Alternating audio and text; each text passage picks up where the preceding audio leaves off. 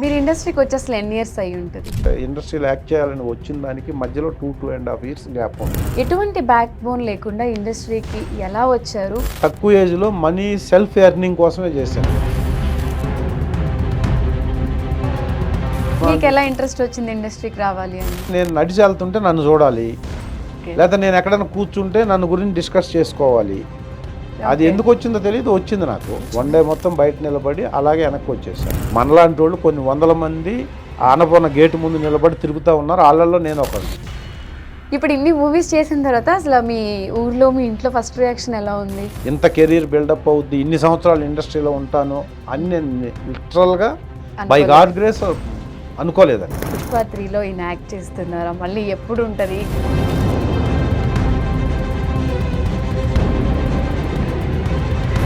ఇలా ఉన్నాయి పెద్ద సినిమాలు. ఇవి కాకుండా చిన్న సినిమాలు ఒక 7-8 సినిమాలు మెయిన్ స్ట్రీమ్ క్యారెక్టర్లు ఇప్పుడు చేస్తున్నాను. Hello guys, welcome to it's UTV. నేను మీ నంది. వాళ్ళ మనతో పాటు స్టూడియోలో ఉన్న స్పెషల్ గెస్ట్ ఎవరంటే దిల్ రమేష్ గారు. ఎస్, ఆయన గురించి కొత్తగా చెప్పాల్సిన అవసరం లేదు. తెలుగు ప్రజలందరికీ ఆయన వెల్ నోటెడ్. అలానే 250కి పైగా సినిమాలు చేసి ఆయన చేయని క్యారెక్టర్ లేదు. ఎంతో మంచి మంచి రోల్స్తో ఎన్నో క్యారెక్టర్స్తో మన అందరినీ ఎంటర్టైన్ చేశారు. ఎస్, ఇవాళ దిల్ రమేష్ గారు మనతో పాటు స్టూడియోలో ఉన్నారు. ఆయనతో మాట్లాడి పూర్తి డీటెయిల్స్ తెలుసుకుందాం. హలో రమేష్ గారు, ఎలా ఉన్నారు? నమస్తే అండి. బాగున్నాను. మేము చిన్నప్పటి నుంచి చూస్తూనే ఉన్నాం, మీరు ఎన్నో మూవీస్ చేశారు. అప్పటికి ఇప్పటికీ ఒకేలా ఉన్నారు. ఫస్ట్ మీరు ఇంత యంగ్ లుక్ ఉండడానికి మీ బ్యూటీ సీక్రెట్ ఏంటి? ఏం లేదమ్మా, పని చేయటం, పని ఉన్నప్పుడు పనిని హ్యాపీగా ఎంజాయ్ చేస్తూ చేయటమే. అదొకటే. ఇంకా పర్సనల్గా ఏదో ఉండటం కోసం కేరింగ్ అంటూ సపరేట్గా ఏమి ఉండదు. సపరేట్గా ఉండాల్సిన పని లేదు. మనం చేసే పనిని ఎంజాయ్ చేస్తుంటే, ఆ పనిని ప్రేమిస్తూ చేస్తుంటే, ఆ పని ఉంటే ఆ పనిలో ఉండాలి. ఫస్ట్ పని ఉండేటట్టు మనల్ని మనం సెల్ఫ్ కాన్ఫిడెన్స్తో అలా తీసుకెళ్ళాలి. పని ఉండేటట్టు మనం ప్రిపేర్ చేసుకుంటే, పని చేస్తుంటే హ్యాపీగా ఉంటాం, హ్యాపీగా ఉంటే అలా ఉంటాం. హ్యాపీగా ఉంటే ఆటోమేటిక్గా అలా ఉంటుంది. అది లేకుండా ఏం చేసినా కష్టమే. సాటిస్ఫాక్షన్గా ఉండాలి లైఫ్ ఫస్ట్. సో అందరికీ దిల్ రమేష్ గారు అనే పేరే తెలుసు. అసలు ఈ పేరు మీకు ఇండస్ట్రీకి వచ్చిన తర్వాత వచ్చింది. అసలు మీ ఒరిజినల్ నేమ్ ఏంటి? నా ఒరిజినల్ నేమ్ రమేష్ అన్నమ్మా. దిల్ సినిమా నుంచి ఒరిజినల్ రమేష్. మధ్యలో కూడా మీకు ఇంకొక పేరు ఏదో పెట్టారు అని చెప్పి విన్నాను. నన్ను దిల్ రమేష్ కంటే ముందు ల్యాబ్ రమేష్ అనేవాళ్ళు. ల్యాబ్ రమేష్ అంటే నేను ఇండస్ట్రీ కోసం ఇక్కడ యాక్ట్ చేయాలని వచ్చి, యాక్ట్ చేయటం వీలు కాదని తెలిసి, అప్పుడున్న కాంపిటీషన్లో కూడా ఇప్పుడు ఆర్టిస్టులకి ఎంత స్ట్రగుల్ ఉందో అప్పుడు అంతే స్ట్రగుల్ ఉంది. నేను వచ్చిన దానికి ఇంకొక 10 years ముందు కూడా అంతే స్ట్రగుల్ ఉంది. ఎందుకంటే ఈ క్రియేటివ్ ఫీల్డ్లో ఎప్పుడు ఆపర్చునిటీస్ ఉన్నంత మందే అవకాశాల కోసం ఎత్తుక్కునే వాళ్ళు ఉండరు. క్రియేటివ్ ఫీల్డ్ ఎప్పుడూ కాంపిటేటివ్. 10 అవకాశాలు ఉంటే 1000 మంది ఉంటారు డిమాండ్ ఇక్కడ. సో నేనున్నప్పుడు కూడా హెవీ కాంపిటీషన్ ఉండింది. కాకపోతే నాకు ప్రజానాట్య మండలిలో మంచి ఎక్స్పీరియన్స్ ఉంది. నేను హైదరాబాద్ వెళ్తే నాకు అవకాశాలు వస్తాయని నేను ఇన్నోసెంట్గా ఎక్కడ ఎవరిని అడగకుండా, అడిగినా ఇండస్ట్రీ గురించి చెప్పే సర్కిల్లో నేను లేను. నేను ఎక్కడో కందుకూరు అని ప్రకాశం జిల్లా, ఇప్పుడు ఏపీలో ప్రకాశం జిల్లాలో కందుకూరు అనే ఒక టౌన్ ఉంటుంది. ఆ టౌన్లో నాది బ్రాటప్ అంతా. సో అక్కడ నేను పుట్టి పెరిగి, అక్కడ డిగ్రీ చదివి, తర్వాత ఆంధ్ర యూనివర్సిటీలో ఎంఏ చేసి, తర్వాత ఎంఈడి చేసి, స్కూల్ రన్ చేసి, ఒక కాలేజీలో ఎకనామిక్స్ లెక్చరర్గా పనిచేసి, ఇవన్నీ ఉన్న తర్వాత నేను హైదరాబాద్ యాక్టింగ్ చేయడానికి వచ్చాను. మీరు ఇండస్ట్రీకి వచ్చి అసలు ఎన్ని ఇయర్స్ అయ్యి ఉంటుంది? నేను ఇండస్ట్రీకి వచ్చి నా ఫస్ట్ సినిమా సీతారామరాజమ్మ. ఏ ఇయర్లో? 98 సెప్టెంబర్లో స్టార్ట్ అయింది సినిమా. 99 మార్చిలో రిలీజ్ అయింది. అది ఫస్ట్ సినిమా నాది. బట్ ఆ ఫస్ట్ సినిమా చేయటానికి నేను ఇండస్ట్రీలో యాక్ట్ చేయాలని వచ్చిన దానికి మధ్యలో 2.5 years గ్యాప్ ఉంది. అసలు మీ గురించి రీసెర్చ్ చేస్తే మాకు తెలిసింది ఇంట్రెస్టింగ్ విషయం ఏంటి అంటే, మీరు వెల్ ఎడ్యుకేటెడ్, మంచి స్కూల్స్ కాలేజెస్ అన్నీ వర్క్ చేసి దాన్ని అంత బిల్డ్ చేసి, అంటే 90sలో ఫైనాన్షియల్గా అవన్నీ అమ్ముకుని ఇండస్ట్రీకి రావడం, అవన్నీ వదిలేసి రావడం అనేది చాలా బిగ్ రిస్క్ అని చెప్పుకోవాలి. ఇప్పుడంటే ఓకే ఫైన్ అర్థం చేసుకుంటారు, బట్ ఆ జనరేషన్లో కొంచెం పాతకాలంగా ఆలోచిస్తారు. అసలు ఫ్యామిలీని ఎలా కన్విన్స్ చేశారు అంటే, అంత మంచి ప్రొఫెషన్ వదిలేసి ఇండస్ట్రీ అంటే మనకి ఇప్పుడు ఇండస్ట్రీలో 4 పిల్లర్స్ ఉంటాయి. ఆ ఫ్యామిలీస్ నుంచి అందరూ సర్వే అవుతారు అని మాట్లాడతారు. ఎటువంటి బ్యాక్ బోన్ లేకుండా ఇండస్ట్రీకి ఎలా వచ్చారు? వచ్చిన తర్వాత సక్సెస్ అయితే అయ్యారు by God by grace. God grace. అప్పుడు మీ సిట్యుయేషన్, మీ వే ఆఫ్ థాట్ అదే ఏంటి? అప్పుడు అసలు నేను చేస్తున్నది చాలా పెద్ద మంచి ప్రొఫెషన్ అని, చాలా అద్భుతమైన భవిష్యత్తు దాంట్లో ఉంటదని, హ్మ్. లేదా నేను ఎళ్తుంది చాలా రిస్కీ ఫీల్డ్ అని, ఇక్కడ హ్మ్. సక్సెస్ రేట్ చాలా తక్కువ తక్కువ. ఉంటదని, మనం అసలు సస్టైన్ అవ్వటం చాలా కష్టం, మనకి ఎవరు లేరక్కడని గాని, ఇవన్నీ ఏం తెలీదు. హ్మ్. చెప్తుంది అదే. ఇయన్నీ తెలిసుంటే అసలు రాము ఇక్కడికి. హ్మ్. ఇన్నోసెంట్ అంటే నాకున్న ఎక్స్‌పీరియన్స్‌లో హ్మ్. నేను స్కూల్స్, కాలేజెస్ అవన్నీ చేసింది తక్కువ ఏజ్‌లో మనీ సెల్ఫ్ ఎర్నింగ్ కోసమే చేశాను. సెల్ఫ్ ఎర్నింగ్ ఉంటే మనల్ని ఎవరు మన యాంబిషన్‌కి ఎవరు రిజెక్ట్ చేయటానికి అవసరం ఉండదు. హ్మ్. రిజిడ్‌గా మనల్ని నువ్వు ఇక్కడే ఉండు, ఇంతే చేయి అని చెప్పేదెప్పుడు?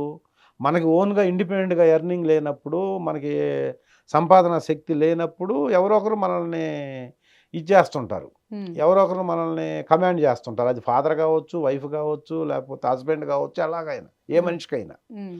అదే మనకి సెల్ఫ్ ఎర్నింగు, మనకి సెల్ఫ్ దీంట్లో మనం ఉన్నప్పుడు, అప్పుడు కూడా ఇనాలి. బట్ కంప్లీట్‌గా 100% ఇనాల్సిన అవసరం ఉండదు. మనకేదో సంథింగ్ ఏదో చేయాలనుకున్నప్పుడు చేయొచ్చు. హ్మ్. దానికోసం నేను స్కూల్ స్టార్ట్ చేయటం జరిగింది ఎర్లీ ఏజ్‌లోనే. హ్మ్. సో, అది బై గాడ్ గ్రేస్ చాలా బాగా సక్సెస్ అయింది. హ్మ్. ఒక ఇయర్లీ దాదాపు 130 నుంచి 170 మెంబర్స్ 10థ్ క్లాస్ వాళ్ళు బయటికెళ్ళేవాళ్ళు స్కూల్ నుంచి. ఓకే. దానికి కరస్పాండెంట్ కమ్ ఒక హెడ్ మాస్టర్‌గా ఉండి, హ్మ్. నేను కృష్ణ చైతన్య రెసిడెన్షియల్ స్కూలు. హ్మ్. చాలా తక్కువ ఏజ్‌లో చాలా ఎక్కువ ఎస్టాబ్లిష్‌మెంట్ ఉండేది నాకు ఊర్లో. హ్మ్. బట్ నేను ప్రజానాట్య మండలిలో అప్పుడు నాకు నాటకాలు వాటిల్లో ఎక్స్‌పీరియన్స్ ఉండటం మూలాన థియేటర్ ఆర్టిస్ట్‌గా కూడా. థియేటర్ కాదు గానీ, అదే థియేటర్ అంటే అసలు ఎవరికీ తెలీదు. అప్పుడు థియేటర్ అంటే అప్పట్లో లేవు. ప్రాక్టికల్‌గా స్టేజే. హ్మ్. ఆ స్టేజ్‌లో ప్రజానాట్య మండలి తరఫున నేను 87, 88, 89 ఆ టైంలోనే అల్లూరి సీతారామరాజు ఇవన్నీ స్టేజ్ మీద చేస్తుంటే పెద్ద అప్లాజ్ అనమాట. అంటే మా హ్మ్. ఊరికి ఇక సూపర్ స్టార్ లాగా ఉండేదప్పుడు చేసేటప్పుడు. ఓకే. సో, ఇవన్నీ యాడ్ ఆన్ అయ్యి ఈ స్కూల్ పెట్టి స్కూల్ సక్సెస్ అయ్యి డబ్బులు ఇది చేస్తున్నప్పుడు నా ఫైనల్ ఎయిమ్ ఏంటంటే పిక్చర్స్‌లో నటించాలనేది. హ్మ్. దానికోసం నేను చాలా చేశా మా ఫాదరు సపోర్ట్ తోటి. మీ ఫ్యామిలీ బ్యాక్‌గ్రౌండ్ ఏంటి అసలు? ఒక 2, 3 ఎకరాల పొలం ఉన్న చిన్న మిడిల్ క్లాసు అగ్రికల్చర్ ఫ్యామిలీ మాది. ఓకే. సో, మా ఫాదరు చదువు కోసం డబ్బులు ఖర్చు పెట్టలేని పరిస్థితండి అప్పుడు. హుహు. అప్పుడు మేము చదువుకునేటప్పుడు మీకు తెలీదు. ఫస్ట్ క్లాస్ నుంచి డిగ్రీ వరకు మాది మొత్తం elementary school, high school, college government college ఇదే బేస్ అనమాట. హ్మ్. మొత్తం కంపేర్ చేస్తే అంటే దాదాపు 21 ఇయర్స్ వచ్చేళ్ళకి మాకు డిగ్రీ అయిపోతే ఫ్రమ్ ద బిగినింగ్ నుంచి డిగ్రీ వరకు హ్మ్. ఒక 25,000 ఖర్చు పెట్టుంటే ఎక్కువ మా మీద. హుహు. ఎందుకంటే హై స్కూల్‌లో రూ. 250, 300 రూపాయలు ఫీజు ఫీజులా? సంవత్సరానికి. Elementary school no fee. కాలేజీకొస్తే 600, 700 సంవత్సరానికి హాఫ్ ఇయర్లీ ఫీజు 600 1500, 1800లో కాలేజీ ఫర్ ఇయర్ అయిపోయేది. ఓకే. ఇంటర్మీడియేట్ అలాగయింది. డిగ్రీ అలాగయింది. ఆ బట్టలకి వాటికి అంతా కలిపితే ఒక 25,000, 30,000 చదువు కోసం ఖర్చు పెట్టుంటే ఎక్కువ. ఓవరాల్ కంప్లీట్ ఎడ్యుకేషన్‌కి. ఓవరాల్ కంప్లీట్ ఎడ్యుకేషన్‌కి. ఇప్పుడు బేబీ క్లాస్‌కే 2,00,000 డొనేషన్ అంటున్నారు. డొనేషను. హ్మ్. అప్పట్లో అది కట్టడానికే హ్మ్. అప్పుడు ఇన్‌కమ్ ఎక్కువ ఉండేది కదా! సోర్స్ ఆఫ్ ఎవరికి. ఇన్‌కమ్. సోర్స్ హ్మ్. Of income. ఒక రూ. 1000 ఫీజు కట్టాలి కాలేజీలో అంటే హ్మ్. చెప్పిన తర్వాత ఒక నెలకు కట్టేవాళ్ళు హ్మ్. పేరెంట్స్. హ్మ్. ఎడ్యుకేషన్ మీద అవేర్‌నెస్ ఎవరు అప్పట్లో ఏదన్నా పంచాయతీరాజు, హ్మ్. లేపోతే రెవెన్యూ అప్పుడు ఎంఆర్ఓలున్నారు, తహసీల్దార్‌లున్నారు, విఏఓలున్నారు, స్కూల్ టీచర్‌లున్నారు. హ్మ్. వీళ్ళ పిల్లలు ఎవరన్నా కాలేజీ, హై స్కూల్ గానీ, కాలేజీలో గానీ, స్కూల్‌లో గానీ చదువుతుంటే వాళ్ళకి అవేర్‌నెస్ ఉండేది. హ్మ్. పిల్లల్ని చదివించాలి, వాళ్ళకి ప్రాపర్‌గా టైమ్ టు టైమ్ ఫీజులు కట్టాలి, లేకపోతే సబ్జెక్ట్‌లో వీక్ అయితే ట్యూషన్‌లు చేర్పించాలి అనేది హ్మ్. ఆ పేరెంట్స్‌కుండేది. హ్మ్. ఇప్పుడు మా పేరెంట్స్ లాంటి వాళ్ళకి చదువు వాల్యూ పెద్దగా తెలీదు. హ్మ్. చదువుకుంటే ఏమొస్తది? ఓపెన్ కేటగిరీలో జాబ్స్ రావనేది అప్పుడే ఉంది. అప్పుడే హ్మ్. ఏమొస్తాయి జాబ్స్ మనకి జాబ్స్ రావు గదా! అని. హ్మ్. నేను స్కూల్ ఎళ్ళను అంటే పేరెంట్స్ ఇమ్మీడియేట్‌గా పొలం రా అనేవాళ్ళు. హ్మ్. అంటే వాళ్ళకి స్కూల్ ఎగ్గొడితే అంటే స్కూల్‌కి ఆబ్సెంట్ అయితే ఈరోజు ఏదో మిస్ అవుతాడు వీడు. అందుకని నువ్వు స్కూల్ ఖచ్చితంగా ఎళ్ళు అని కూడా రిస్ట్రిక్ట్ చేసేవాళ్ళు కాదు. అలాంటి ఫ్యామిలీస్ 90% ఉండేది అప్పట్లో. అవును. సో, ఇప్పుడు ఒక 1 వీక్ స్కూల్‌కి మీ వోడు రావట్లేదు, సినిమాలు చూస్తున్నాడని చెప్పినా పెద్ద రియాక్ట్ అయ్యేవాళ్ళు కాదు. సినిమాలు చూస్తున్నాడని బాధపడేవాళ్ళు తప్ప స్కూల్కి వెళ్ళట్లేదని బాధపడేవాళ్ళు కాదు. సో మీరు చిన్నప్పటి నుంచి సినిమాలు నేను చూసేవారు? చూసేవాడిని సినిమాలు. మీకు ఎలా ఇంట్రెస్ట్ వచ్చింది ఇండస్ట్రీకి రావాలి అని? అదే చెప్పేది, ఈ ఇంట్రెస్ట్ నాకు బిగినింగ్ నుంచి అంటే ఐడెంటిటీ అంటే క్రైసిస్. ఏదో ఒక హీరోని చూసి ఇన్స్పైర్ అవ్వడము, ఏదో ఒక సినిమా చూసి అందరూ చెప్తుంటారు. అంత లేదు అసలు. Okay. ఐడెంటిటీ క్రైసిస్ అంటే నేను నడిచి వెళ్తుంటే నన్ను చూడాలి, ఓకే. లేదా నేను ఎక్కడైనా కూర్చుంటే నన్ను గురించి డిస్కస్ చేసుకోవాలి. ఇది టెన్షన్.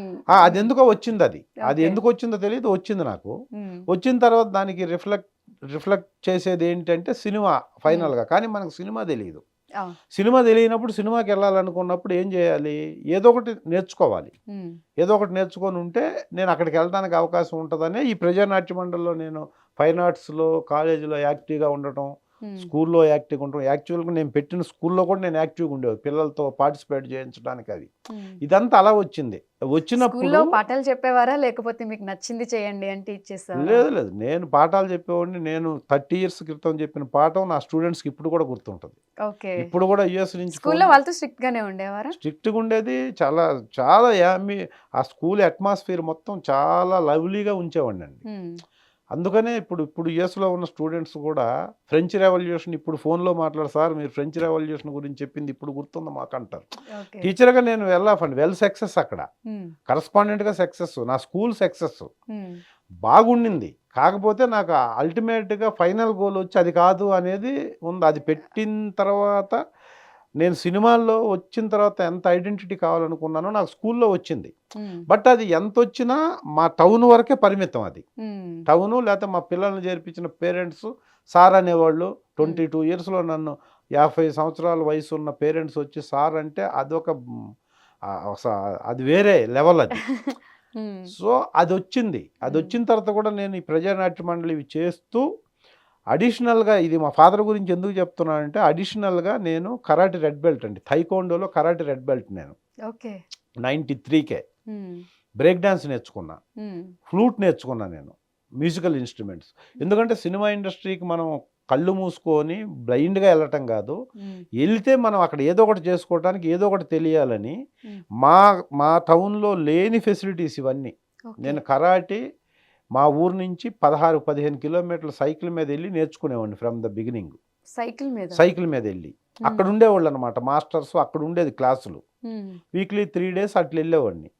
అయితే ఇవన్నీ నేను నేర్చుకోవడం నాకు ఇంట్రెస్ట్ ఉంది కాబట్టి నేర్చుకుంటున్నాను. కానీ బట్ చదువు రాకుండా మా ఫాదరు, నేను స్కూల్కి కాలేజెస్కి ఫీజులు అడిగితేనే కష్టంగా ఇచ్చే ఆ రోజుల్లో వీటన్నిటికీ ప్రతి నెల ఫీజు నేను అడగగానే నన్ను ఎందుకు అవి అని అడగకుండా నాకు ఇచ్చేవాడండి. సపోర్ట్ చేసేవాడు తెలియకుండా ఆయనకి. సో ఇది నేను చేస్తున్నప్పుడు నా ఫ్రెండ్స్ మేము కూడా ఇవన్నీ నేర్చుకుంటామంటే వాళ్ళ పేరెంట్స్ డబ్బులు ఇవ్వకపోగా మా ఫాదర్ దగ్గరకు వచ్చి, నువ్వు మీ వాడిని చెడిపేస్తున్నావు, మీ వాడు చెడిపోవడం కాకుండా మా వాళ్ళకు కూడా అది అంటించాడు, మా వాళ్ళు డబ్బులు అడుగుతున్నారు, నువ్వే ఇవ్వకుండా ఆడు వెళ్ళకుండా ఉంటే వీళ్ళకి ఎవరికి ఆ థాట్స్ రావు అని చెప్పినా కూడా ఇవెందుకు ఇలా అంటున్నారని ఎప్పుడు నన్ను అడగకుండా నేను ఫైనల్గా నేను మానేసేంత వరకు నాకు ఫీజులకి వాటన్నిటికీ డబ్బులు ఇచ్చేవాడు. సో అలా ఇవన్నీ నేర్చుకుంటున్నాను కాబట్టి ఫిల్మ్ ఇండస్ట్రీకి రావాలనే అంబిషన్ నాలో అది పెరిగింది. అలా ఫ్రమ్ ద బిగినింగ్ ఆయన అవన్నీ చేయకుండా ఉంటే నేను ఆగిపోయేవాడిని అక్కడే, ఇది తగ్గిపోయేది, ఆ స్కూల్లో ఉండేవాడిని. సో ఇవన్నీ నేను నేర్చుకున్నాను కాబట్టి, ఇక్కడ ఎందుకు నేర్చుకున్నాను కాబట్టి అక్కడ వెళ్ళాలి అనేటటువంటి నా యాంబిషన్కి అది యాడ్ ఆన్ అయింది. సో అందువల్ల నన్ను డైరెక్ట్గా ఎవరన్నా మీరు ఏ హీరోని చూసి ఫిల్మ్ ఇండస్ట్రీకి వచ్చారని అంటే, నేను ఎవరిని చూసి రాలేదు, మా ఫాదర్ ఇవన్నీ చేయటం వల్ల ఆయన నాకు అంత సపోర్ట్గా, ఆయనకు తెలియకుండానే ఉన్నాడు కాబట్టి మా ఫాదర్ని చూసే నేను ఇండస్ట్రీకి వచ్చానని చెప్తాను. అలా ఇండస్ట్రీకి రావటానికి స్కూల్ మీరు ఇందాక అడిగారు అంత డేర్ స్టెప్ ఎలా తీసుకున్నారండి. నేను ఉన్నది గొప్ప ఫీల్డ్, నాకు గొప్ప రెస్పెక్ట్ ఉందని ఫీల్ అయ్యాను తప్ప ఇది చాలా అద్భుతం అని ఫీల్ అవ్వాల. అప్పుడు అద్భుతం అంటే నాకు సినిమాలు యాక్ట్ చేయటమే. సో అందుకని నేను ఇమీడియట్గా అది ఎంత వైండ్ అప్ చేసి మళ్ళీ ఇక్కడికి తిరగాలంటే ఆ స్కూల్కి వచ్చిన నేమ్ అంతా ఇదైపోద్ది అని చెప్పి నా దగ్గర పనిచేసే వాళ్ళు తీసుకుంటామంటే వాళ్ళకి ఇచ్చేసి 5 days డైరెక్ట్గా నన్ను చూసి నాకు క్యారెక్టర్లు ఇస్తారు. హైదరాబాద్ వెళ్తే అన్నపూర్ణ స్టూడియో దగ్గర నేను నిలబడటమే లేటు. నిలబడిన ఫస్ట్ డేనే నాకు అవకాశం వస్తుంది అన్నంత కాన్ఫిడెన్స్ ఉండేది నాకు. సో అలా హైదరాబాద్ వచ్చేసాను నేను. సో వచ్చిన వెంటనే ఆపర్చునిటీస్ అలానే వచ్చాయి. వచ్చిన వెంటనే ఒక 1 month టైం తీసుకొని నేను వేరే ఇంటర్వ్యూస్లో కూడా చెప్పి అన్నపూర్ణ స్టూడియో దగ్గర గేట్ దగ్గర నుంచి గేట్ దాటి 1 day మొత్తం వెయిట్ చేస్తే లోపలికి వెళ్ళలేదు నేను 96లో. వన్ డే మొత్తం బయట నుంచి వన్ డే మొత్తం బయట నిలబడి అలాగే వెనక్కి వచ్చేసాం. ఓకే. ఆ రోజు 60% అర్థమైపోయింది industry it's not a easy. Easy. మనం ఆ కందుకూరులో ఉండి అనుకున్నది కాదు ఇండస్ట్రీ. ఇది ఒక పెద్ద అనే ఓషన్. ఇండస్ట్రీ అనేది సముద్రం కంటే పెద్దది. అసలు మనలాంటి వాళ్ళు కొన్ని వందల మంది ఆనపన గేటు ముందు నిలబడి తిరుగుతూ ఉన్నారు. వాళ్ళల్లో నేను ఒకడిని. సో మనల్ని మన గురించి చాలా ఎక్కువ అనుకున్నాం. అది ఎక్కువ కాదు, ఏడాక మనకు రోడ్డు మీదకి వచ్చేసాం మనం అని నాకు ఫస్ట్ డేనే అర్థమైపోయిందండి. ఓకే. అక్కడ ఎవరో చెబితే నేను ఫిల్మ్ ఛాంబర్ ఉంది ఫిల్మ్ నగర్లో, అక్కడ వెళ్ళి నెక్స్ట్ డే అక్కడ వెళ్ళి చూడండి సార్, అక్కడ ఎవరన్నా ఆర్టిస్టులు వాళ్ళు వస్తారు, అప్పుడు మీకు ఈజీగా ఉంటుంది అక్కడ అని చెప్తే అక్కడ వెళ్ళి ట్రై చేసి చూశానండి ఒకరోజు. చూస్తే అక్కడ అర్థమైపోయింది నాకు. అక్కడ నాకు ఫస్ట్ ఈ మధ్యన 3 years బ్యాక్ చనిపోయాడండి చంద్రమౌళి గారని. నేను చాలా ఇంటర్వ్యూస్లో చెప్పాను. ఎందుకంటే నాకు ఫస్ట్ జ్ఞానోదయం చేసింది ఆయన కాబట్టి ఆ పేరు ఎక్కడ వెళ్ళినా నాకు చెప్పాలనిపిస్తుంది ఫస్ట్. ఆయన చూశానండి నేను ఛాంబర్లో. నేను ఫస్ట్ టైం హైదరాబాద్ వచ్చిన తర్వాత నా లైఫ్లో నేను ఒక యాక్టర్ని డైరెక్ట్గా దగ్గర నుంచి, అంతకుముందు ఎన్టీ రామారావు గారు పార్టీ పెట్టినప్పుడు, లేకపోతే మా ఊర్లో ఎర్రమల్లెలు యువతరం కదిలింది సినిమాలు చేసినప్పుడు ఎక్కడో దూరం నుంచి ఏదో ఒక అట్మాస్ఫియర్లో వాళ్ళని చూశాను అంతే. డైరెక్ట్గా దగ్గరగా ఒక ఆర్టిస్ట్ని నేను చూశానంటే చిన్న ఆర్టిస్ట్ అండి ఆయన. పెద్ద మనుషులు, పోలీసు ఆ క్యారెక్టర్లు చేస్తుండేవాడు చంద్రమౌళి గారు అని. ఇండస్ట్రీలో అందరికీ వెల్ నోన్ ఆయన. ఆయన నేను ఫస్ట్ టైం చూశానండి ఫిల్మ్ ఛాంబర్లో. నాకేంటంటే నాకు కాదు, ఇప్పుడు ఇండస్ట్రీకి రావాలనుకున్న ఆర్టిస్టులు కూడా ఇప్పుడు నన్ను ఎక్కడన్నా చూశారనుకోండి, నన్ను ఎక్కువ ఊహించుకుంటారు. ఎందుకంటే ఇన్ని సినిమాలు చేశాడు ఈయన, సీనియర్ ఆర్టిస్టు, ఈయనకు అసలు పెద్ద అద్భుతమైన ఒక కారు, అసలు ఒక 4 అసిస్టెంట్లు ఉంటారు, అంత లైవ్లీగా అంత ఎఫెక్షనేట్గా ఉంటుంది సినిమా ఇండస్ట్రీ వాళ్ళ లైఫ్ అనుకుంటాం సహజం, క్రియేటివిటీ ఫీల్డ్ కాబట్టి ఇది. నేను కూడా మా ఊరు నుంచి రావటానికి కారణం ఏంటంటే చాలా అద్భుతమైన లైఫ్ స్టైలు, జనాల్లో ఫేము, తర్వాత ఫైనాన్షియల్ సపోర్టు అద్భుతంగా ఉంటుంది సినిమా వాళ్ళకి అనుకుంటుండేవాడిని. అనుకొని నాకు ఆ ఆర్టిస్ట్ కూడా చిన్న క్యారెక్టర్లు చేసే ఆర్టిస్ట్ అయినా నాకు ఆయన వెల్ నోను.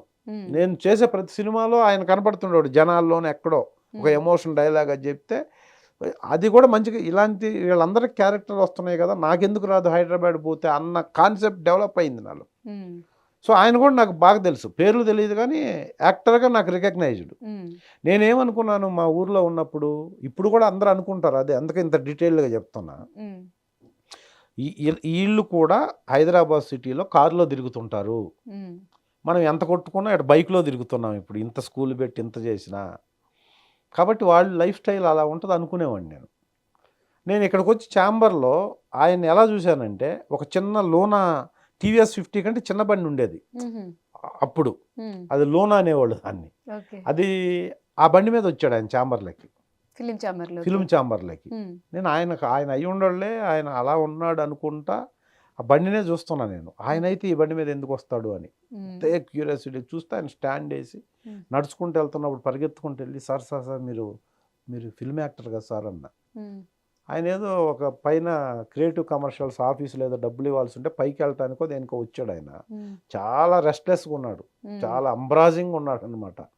పో అన్నట్టు చూసి ఒక బూత్ మాట తిట్టి వెళ్ళిపోయాడు పైకి. నాకు అసలు ఇవన్నీ గుర్తులేదండి. ఈయన లోనా మీద వచ్చాడంటే ఈయన ఏంటి, ఇదేంటిది అసలు నాకు అనుకున్న యాక్టర్ కదా ఈయన, ఈ బండి మీద వచ్చాడు ఏంటి అనేదే ఉంది నాకు. మళ్ళీ ఒక అరగంట తర్వాత కిందకు వచ్చాడు ఆయన. మళ్ళీ వెళ్ళి, సార్ మీరు ఏమనుకోవద్దు సార్ అని చెప్పి మళ్ళీ ప్లీజింగ్గా, సార్ మీరు చాలా సినిమాల్లో చూశాను సార్ మిమ్మల్ని, ముత్యాల సుబ్బయ్య గారి సినిమా. నాకు అప్పుడు అసలు సినిమాలు ఎవర్ గ్రీన్ అండి, నేను ప్రతి వారంలో 4-5 సినిమాలు చూస్తుండేవాడిని. చూసి అవునమ్మా ఏంటి ఇప్పుడు ఇందాక అడిగేవు నువ్వు మళ్ళీ అడుగుతున్నావు ఏంటి నువ్వు అంటే, చెప్పాను నేను ఇలా వచ్చాను సార్ ఇలా అని చెప్పి. అయినా మీరేంటి సార్ ఈ బండి మీద వచ్చారేంటి సార్ అన్న. ఆయన చెప్పాడు మొత్తం. ఫ్రస్ట్రేషన్గా ఉన్నా ఏదో కుర్రోడు వచ్చి పాపం ఏదో పాడైపోయేటట్టు ఉన్నాడు ఇతను అని చెప్పి, అసలు నువ్వెవరు ఏంటంటే నేను చెప్పా ఇలా చదువుకున్నాను సార్, ఇలా స్కూల్ ఉంది సార్, మొత్తం అమ్మేశాను సార్, వచ్చేసాను సార్ అని. అప్పుడు బూతులు తిట్టి లిటరల్గా, పనికి మాలిన వాళ్ళు మీలాగా 100 మంది వస్తుంటారు ఇక్కడికి, నేను కూడా 20 ఏళ్ల క్రితం ఇలాగ వచ్చాను, మోహన్ బాబు గారిది మా ఊరు పక్క ఊరు, ఆయన హీరో అయిపోయారు, నేను కూడా అయిపోతానని ఏదో ఏడుస్తున్నాను 25 ఏళ్ల నుంచి. అంటే ఈ బండి మీద ఏంటి సార్ ఈ బండి మీద వచ్చారు మీరు అంటే, అప్పుడు చెప్పాడు నాకు 2500 ఇస్తారు ఆ పని చేస్తే, నేను 10 రోజులు పని చేస్తాను మహా అయితే. ఆ డబ్బులతో ఫ్యామిలీని రన్ చేసుకోవటమే కష్టం ఇక్కడ. నేను ఈ బండి మీద అన్నా వచ్చాను, చాలామందికి ఇది కూడా లేదు. ఈ దూరపు కొండలు నునుపు అని అందరూ అనుకొని ఇలా వస్తుంటారు నీలాగా చాలామంది. తప్పు. చదువు లేకుండా ఏదో బతకడానికి వస్తే ఎట్టొకట బతికేయచ్చు, వాడి కాళ్ళు వీడి కాళ్ళు పట్టుకొని. ఇక్కడ నీకు ఎవడు రెస్పెక్ట్ ఇవ్వడు, నాకే ఎవడు రెస్పెక్ట్. కూలి పని చేసినట్టు ఇది. ఆ పైకి వచ్చిన వాళ్ళు 1000 మందిలో ఒకడు ఉంటాడు, ఆ 1000 మందిని చూసి మనలాంటి వాళ్ళు అందరూ వస్తుంటారు. ఇది కరెక్ట్ కాదమ్మా, నువ్వు బాగా చదువుకున్నావు, స్కూల్ అంటున్నావు, అస్సలు నువ్వు వెళ్ళిపో. చాలా కూల్గా నిలబెట్టి నువ్వు ఫస్ట్ తిట్టాడు, తర్వాత నువ్వు వెళ్ళిపోయి మళ్ళీ స్కూల్ తీసుకో, లేదంటే స్కూల్ పెట్టుకో, ఏదన్నా చేసుకో, కానీ ఈ హైదరాబాద్లో ఉండొద్దు. ఒకవేళ హైదరాబాద్లో ఉన్న సినిమా అనేది మైండ్లోంచి తీసేయి, ఇది అయ్యే పని కాదు అని క్లియర్గా చెప్పి వెళ్ళిపోయాడండి. లిటరల్గా నాకు 2 కళ్ళలో నీళ్ళు. ఇంకా అంతే, నేను మొత్తం అసలు ఎటుపోయింది. ఓవర్ నైట్లో ఓళ్ళ బళ్ళు అవుతాయి అంటుంటారు సామెత, అలా అయిపోయింది నా పరిస్థితి. ఎలా ఉండేవాడిని ఏంటని లిటరల్గా బ్లైండ్నెస్ అండి. ఇంకా ఆ రోజు అలాగే మళ్ళీ ఇంటికి వెళ్ళిపోయాను. దిల్సుఖ్ నగర్లో 6500 పెట్టి డబుల్ బెడ్రూమ్ పెద్ద ఫర్నిచర్ తెచ్చిన డబ్బులు అంతా చేసుకొని సెట్ చేసుకొని ఇక ఫిల్మ్ యాక్టర్. నన్ను లేదు రెంటెడ్. నన్ను మళ్ళీ మీరు స్క్రీన్లో చూడండి అని చెప్పి వచ్చాను మా ఊర్లో అందరికి. నేను పోగానే అసలు యాక్టింగ్ ఒక 6 నెలలు ఏదో ఒక సినిమాలో కనపడతాను, సమస్య లేదు. ఇంకా వెనక్కి వెళ్తే లిటరల్గా డెడ్ బాడీ వెళ్ళినట్లు లెక్క నా దృష్టిలో. అలా అనుకొని వచ్చాను. సో ఏం చేయాలని ఇంకా అది ఫ్రస్ట్రేషన్ అండి. సరే ఏదైతే అది అయింది, వచ్చాం కాబట్టి ఇంక తప్పదని చెప్పి మళ్ళీ వితిన్ 10-15 డేస్లో ఈనాడులో జాయిన్ అయ్యండి. సోమాజిగూడ ఈనాడులో జాయిన్ అయ్యి అక్కడ ఒక 5-6 నెలలు చేస్తున్నప్పుడు నాకు ప్రసాద్ ల్యాబ్లో నాగినేడి గారు అని, మీకు మర్యాద రామన్నలో విలన్ క్యారెక్టర్ చేశారు ఆయన, ప్రసాద్ ల్యాబ్ ఎండి అండి. అప్పుడు ఆయన దగ్గర ఒక ఫిల్మ్ ఇండస్ట్రీకి సంబంధించిన ల్యాబ్లో ఒక చిన్న పోస్ట్ ఖాళీ ఉందంటే నేను అక్కడి నుంచి మళ్ళీ ఇక్కడికి వచ్చి ఈయన ఇంటర్వ్యూ చేస్తే, ఇంటర్వ్యూలో నేను ఇవన్నీ చెప్తే ఆయన బండబూతులు తిట్టి, ఇంత హై క్వాలిఫైడ్ పర్సన్ నాకు అవసరం లేదు, నేను 1500 ఇస్తాను నెలకి 1500 శాలరీ ఇస్తాను, చిన్న ల్యాబ్ అది నేను పెడుతున్నాను, అది సక్సెస్ అయితే ఉంచుతా, లేకపోతే తీసేస్తాను, నేను ఆల్రెడీ ప్రసాద్ ల్యాబ్లో ఎండి, నాకు ఇంత ఇది ఉన్నాడు అవసరం లేదని చెప్పి ఆయన రిజెక్ట్ చేశాడు. లేదు సార్ నేను ఇలా వచ్చాను అని కన్వేగా చేశాను. నేను ఎక్కడ చెడిపోయే పరిస్థితి ఉంటే సినిమా వాళ్ళు ఎవరన్నా వచ్చి నన్ను మోసం చేయటం చాలా ఈజీ సార్. ఇప్పుడు నీకు ఒక క్యారెక్టర్ ఇస్తాను, నాకు 1,00,000 ఇవ్వండి అంటే 1,00,000 రూపాయలు ఇచ్చేవాడు ఎమ్మట పోయే పరిస్థితిలో ఉన్నాను నేను. మీ దగ్గర ఉంటే అట్లీస్ట్ నేను చెడిపోను కదా, కనీసం మీకు ఉపయోగపడితే ఉంచండి, లేకపోతే తీసేయండి సార్, నేను ఎప్పుడు వద్దంటే అప్పుడు వెళ్ళిపోతానని ఏదో మాట్లాడేశా. సరే నేను నాశనం అయిపోతాను, ఆ నాశనం ఏదో మీ దగ్గర అయిపోతానంటే నాకు అభ్యంతరం లేదు, వచ్చే కానీ 1500 కంటే ఎక్కువ ఇవ్వను నేను, నువ్వు 6500 రెంట్ అంటున్నావు, ఎలా ఆ ఈనాడులో వచ్చావు, బ్యాడ్ టైం ఈనాడులో వచ్చావు, అది మంచి బ్రాండు, అక్కడే ఉండు, ప్రైవేట్ ఫర్మ్స్లో నెంబర్ 1 పొజిషన్లో ఉంది, అది రామోజీరావు గారిది, ఏదో లక్కీగా అక్కడ నీకు ఉద్యోగం వచ్చింది, చేసుకో, అది బాగుంటుంది, సిటీకి వచ్చావు కాబట్టి లైఫ్ స్టైల్ బాగుంటుంది నీకు, అక్కడన్నా ఉండు, మళ్ళీ నా దగ్గరకు వస్తే ఇక్కడే ఉంది, ఇది నేను కొత్తగా స్టార్ట్ చేస్తున్నానంటే, లేదు సార్ అంటే ఫైనల్గా ఒప్పుకున్నాడు ఆయన. ఒప్పుకొని 1300 శాలరీ, 180 రూపీస్ అప్పుడు జనరల్ బస్ పాస్, ఇప్పుడు ఎంత ఉందో తెలియదు, 180 రూపాయలు city bus pass, monthly pass. సరే నువ్వు అక్కడి నుంచి రావాలి, నీకు చాలా డబ్బులు అయిపోతాయి, పాస్కి నేను డబ్బులు సపరేట్గా ఇస్తాను, 1300 శాలరీ, నువ్వు డిసైడ్ చేసుకొని మీ ఇంట్లో అందరితో మాట్లాడి చేరతానంటే చేరు, నీ ఇష్టం అని చెప్పాడు. అప్పుడు మళ్ళీ అక్కడ వదిలేసి ఈనాడులో వదిలేసి మళ్ళీ ఇక్కడ జాయిన్ అయ్యి 2 years 8 months 2 years 7 months చేశానండి ఆయన దగ్గర. నేను ఇక్కడికి వచ్చింది దేనికంటే ఫిల్మ్ బేస్డ్ పర్సన్స్ పరిచయం అవుతారు, సినిమా ఇండస్ట్రీలో పరిచయాలు లేకుండా కాంటాక్ట్స్ కోసం వచ్చాను అంతే. ఎందుకంటే నేను ఆ అన్నపూర్ణ స్టూడియో ఛాంబర్లో తిరిగినప్పుడు అర్థమైపోయింది నాకు, 10 years ఇలా కష్టపడినా యాక్టర్ అవ్వటం ఇంపాసిబుల్, మనకి ఎవడు ఇవ్వడం. హేమాహేమేలు భయంకరమైన పర్సనాలిటీలు లేకపోతే పెర్ఫామ్ చేయగలిగిన వాళ్ళు నాకంటే తురుముకు వాళ్ళు చాలామంది ఉన్నారు, తెలియక వచ్చాం మనం, అంతే మన మిస్టేక్ అది అని డిసైడ్ అయ్యి, ఇండస్ట్రీలో సర్కిల్ ఉండాలి మనకి. బట్ మీరు తెలియకొచ్చినా అంటే ప్లాట్ఫామ్ మీకు మీరు స్ట్రాంగ్గా బిల్డ్ చేసుకుంటూ వచ్చారు కాబట్టి ఇన్ని మూవీస్ చేసుకుంటూ వచ్చాం. ఎందుకంటే నాకు అర్థమైపోయింది, అంటే ఎడ్యుకేషన్ బ్యాక్గ్రౌండ్ నుంచి వచ్చాం కదా, మనకి ఇప్పుడు రైతు కొడుకు రైతు అవ్వాలంటే ఈజీ, ఎందుకంటే ఫార్మేట్ తెలిసి ఉంటుంది. ఎక్కడో ఐఏఎస్ ఆఫీసర్ కొడుకు వచ్చి నేను రైతు అవుతానంటే ఆడికి ఏం తెలియదు, మళ్ళీ చదువురాని రైతు ఆడికి హెల్ప్ చేస్తేనే అవుతాడు, లేదా ఓన్గా చదువుకొని అన్ని స్టడీ చేసి దిగాలి. సో మనం సంబంధం లేని ఫీల్డ్కి వస్తే వస్తుందేమని వచ్చాం, రాదని తెలిసిపోయింది, అప్పుడు ఏం చేయాలి, వదిలేసన్న వెళ్ళాలి. ఒకటి నేను వదిలేసి వెళ్ళే పరిస్థితి లేదు, ఇలా దీంట్లో జాయిన్ అవ్వాలంటే, దీంట్లోకి ఎంటర్ అవ్వాలంటే ఏం చేయాలి? తెలిసిన వాళ్ళన్నా ఉండాలి. తెలిసిన వాళ్ళు ఉండాలంటే ఫిల్మ్ ఇండస్ట్రీకి సంబంధించిన దాంట్లో ఏదన్నా జాబ్ చేయాలి. శాలరీ కోసం కాదని ఫిక్స్ అయ్యి ఆయన దగ్గర చేరాను రైట్ వేలో. సో ఆ చేరిన డే 1 నుంచి నేను ఎక్కువ వర్క్ చేశాను. నేను రిజైన్ చేసి వెళ్ళే మంత్లో 2 years 6 months దాటిన తర్వాత నా శాలరీ 25,000. 25,000 నాకు ఇచ్చేవాడు ఆయన, శాలరీ ఇచ్చేవాడు. అంటే అంత ఎక్కువగా వర్క్ చేశాను నేను. అప్పట్లో 25,000 అంటే చాలా హ్యూజ్ గ్రేట్ అమౌంట్. ప్రైవేట్ ఫార్మ్లో. ఆ ల్యాబ్ అంత డెవలప్ చేశాను. అంటే అది ఫ్యూచర్లో నాకు అవసరం కాబట్టి ఫిల్మ్ ఇండస్ట్రీ, స్టిల్ ఫోటోగ్రాఫర్, మేనేజర్లు, ప్రొడ్యూసర్ల దగ్గర విపరీతంగా నైట్ 10-11 వరకు కలుస్తూ ఆ ల్యాబ్ ఒక 5 lakhs టర్న్ ఓవర్ వస్తుందిలే ఫర్ ఇయర్ అనుకున్నది 30 lakhsకి వెళ్ళిపోయింది.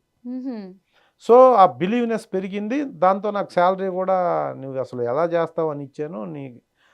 అసలు చాలా ఇంక్రీజ్ చేసి చాలా హ్యాపీగా ఆ ల్యాబ్లో అలా రన్ అవుతున్న టైంలో నేను అప్పుడు సినిమాల కోసం ట్రై చేస్తున్న ప్రాసెస్లో స్టిల్ ఫోటోగ్రాఫర్ రాజా అని నాగార్జున పర్సనల్ ఫోటోగ్రాఫర్ ఉండేవాడు. అప్పుడు వైవిఎస్ చౌదరి రెండో సినిమా స్టార్ట్ చేయబోతుంటే అప్పుడు నన్ను తీసుకెళ్ళి వైవిఎస్ చౌదరి గారికి పరిచయం చేసి ఆడిషన్ చేసి ఇచ్చారు దాంట్లో క్యారెక్టర్ నాకు. అప్పుడు వీడియో కెమెరా పెట్టి షూట్ చేసి ఐస్ బాగున్నాయి, ఎక్స్ప్రెషన్స్ అవి బాగున్నాయి, మనోడికి ఇవ్వచ్చు అని చెప్పి హరికృష్ణ నాగార్జున ఇంట్లో 4 కుర్రోళ్ళు ఉంటారు సీతారామరాజు సినిమాలో. ఆ 4గురిలో నేను ఒకడిని. సో అప్పుడు అది వచ్చింది నాకు 98లో ఆపర్చునిటీ.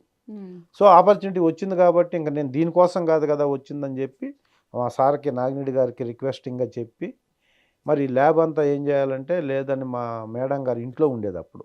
ఆవిడ ల్యాబ్కి వస్తే ఆవిడకి వర్క్ నేర్పిస్తూ నేను షూటింగ్స్కి చేసుకుంటూ, నాకు అప్పటికి డౌటే. అప్పుడు కూడా ఆయన ఏంటంటే ల్యాబ్లో అప్పుడు నన్ను ల్యాబ్ రమేష్ అనేవాళ్ళు. ఫస్ట్ మీరు బిగినింగ్లో అడిగారే దిల్ రమేష్కి ముందు ఏదో పేరు ల్యాబ్ రమేష్ అని అనటానికి ఇంత ఉందన్నమాట కథ. ఈ ల్యాబ్ రమేష్ అంటున్నారు, నీకు ఎక్కువ రెస్పెక్ట్ ఇస్తున్నారు ఇండస్ట్రీలో అందరూ. వన్స్ నువ్వు ఇక్కడ లేవు, యాక్టర్గా ట్రై చేస్తున్నావు అన్న తర్వాత ఎక్కడైతే నువ్వు కూర్చొని మాట్లాడావో వాళ్ళ దగ్గర చేతులు కట్టుకొని మాట్లాడే పొజిషన్ మళ్ళీ వస్తుంది నీకు.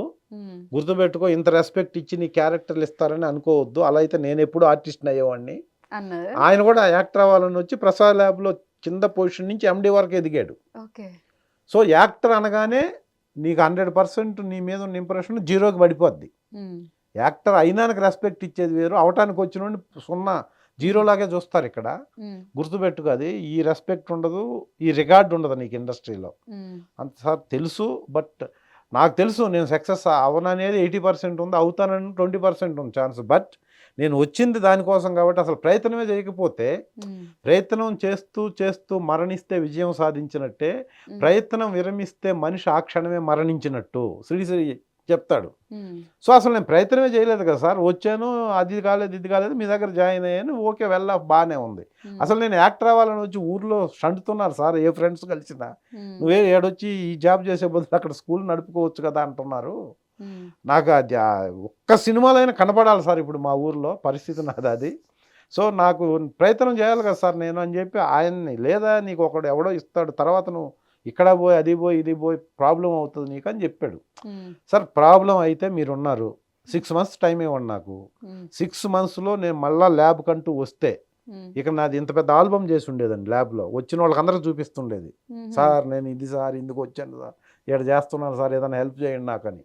అంత పరిచయాలు ఉన్న తర్వాత కూడా అందరూ చెప్పేవాళ్ళు, చేసేవాళ్ళు తక్కువ ఉంటారు కదా జనరల్గా.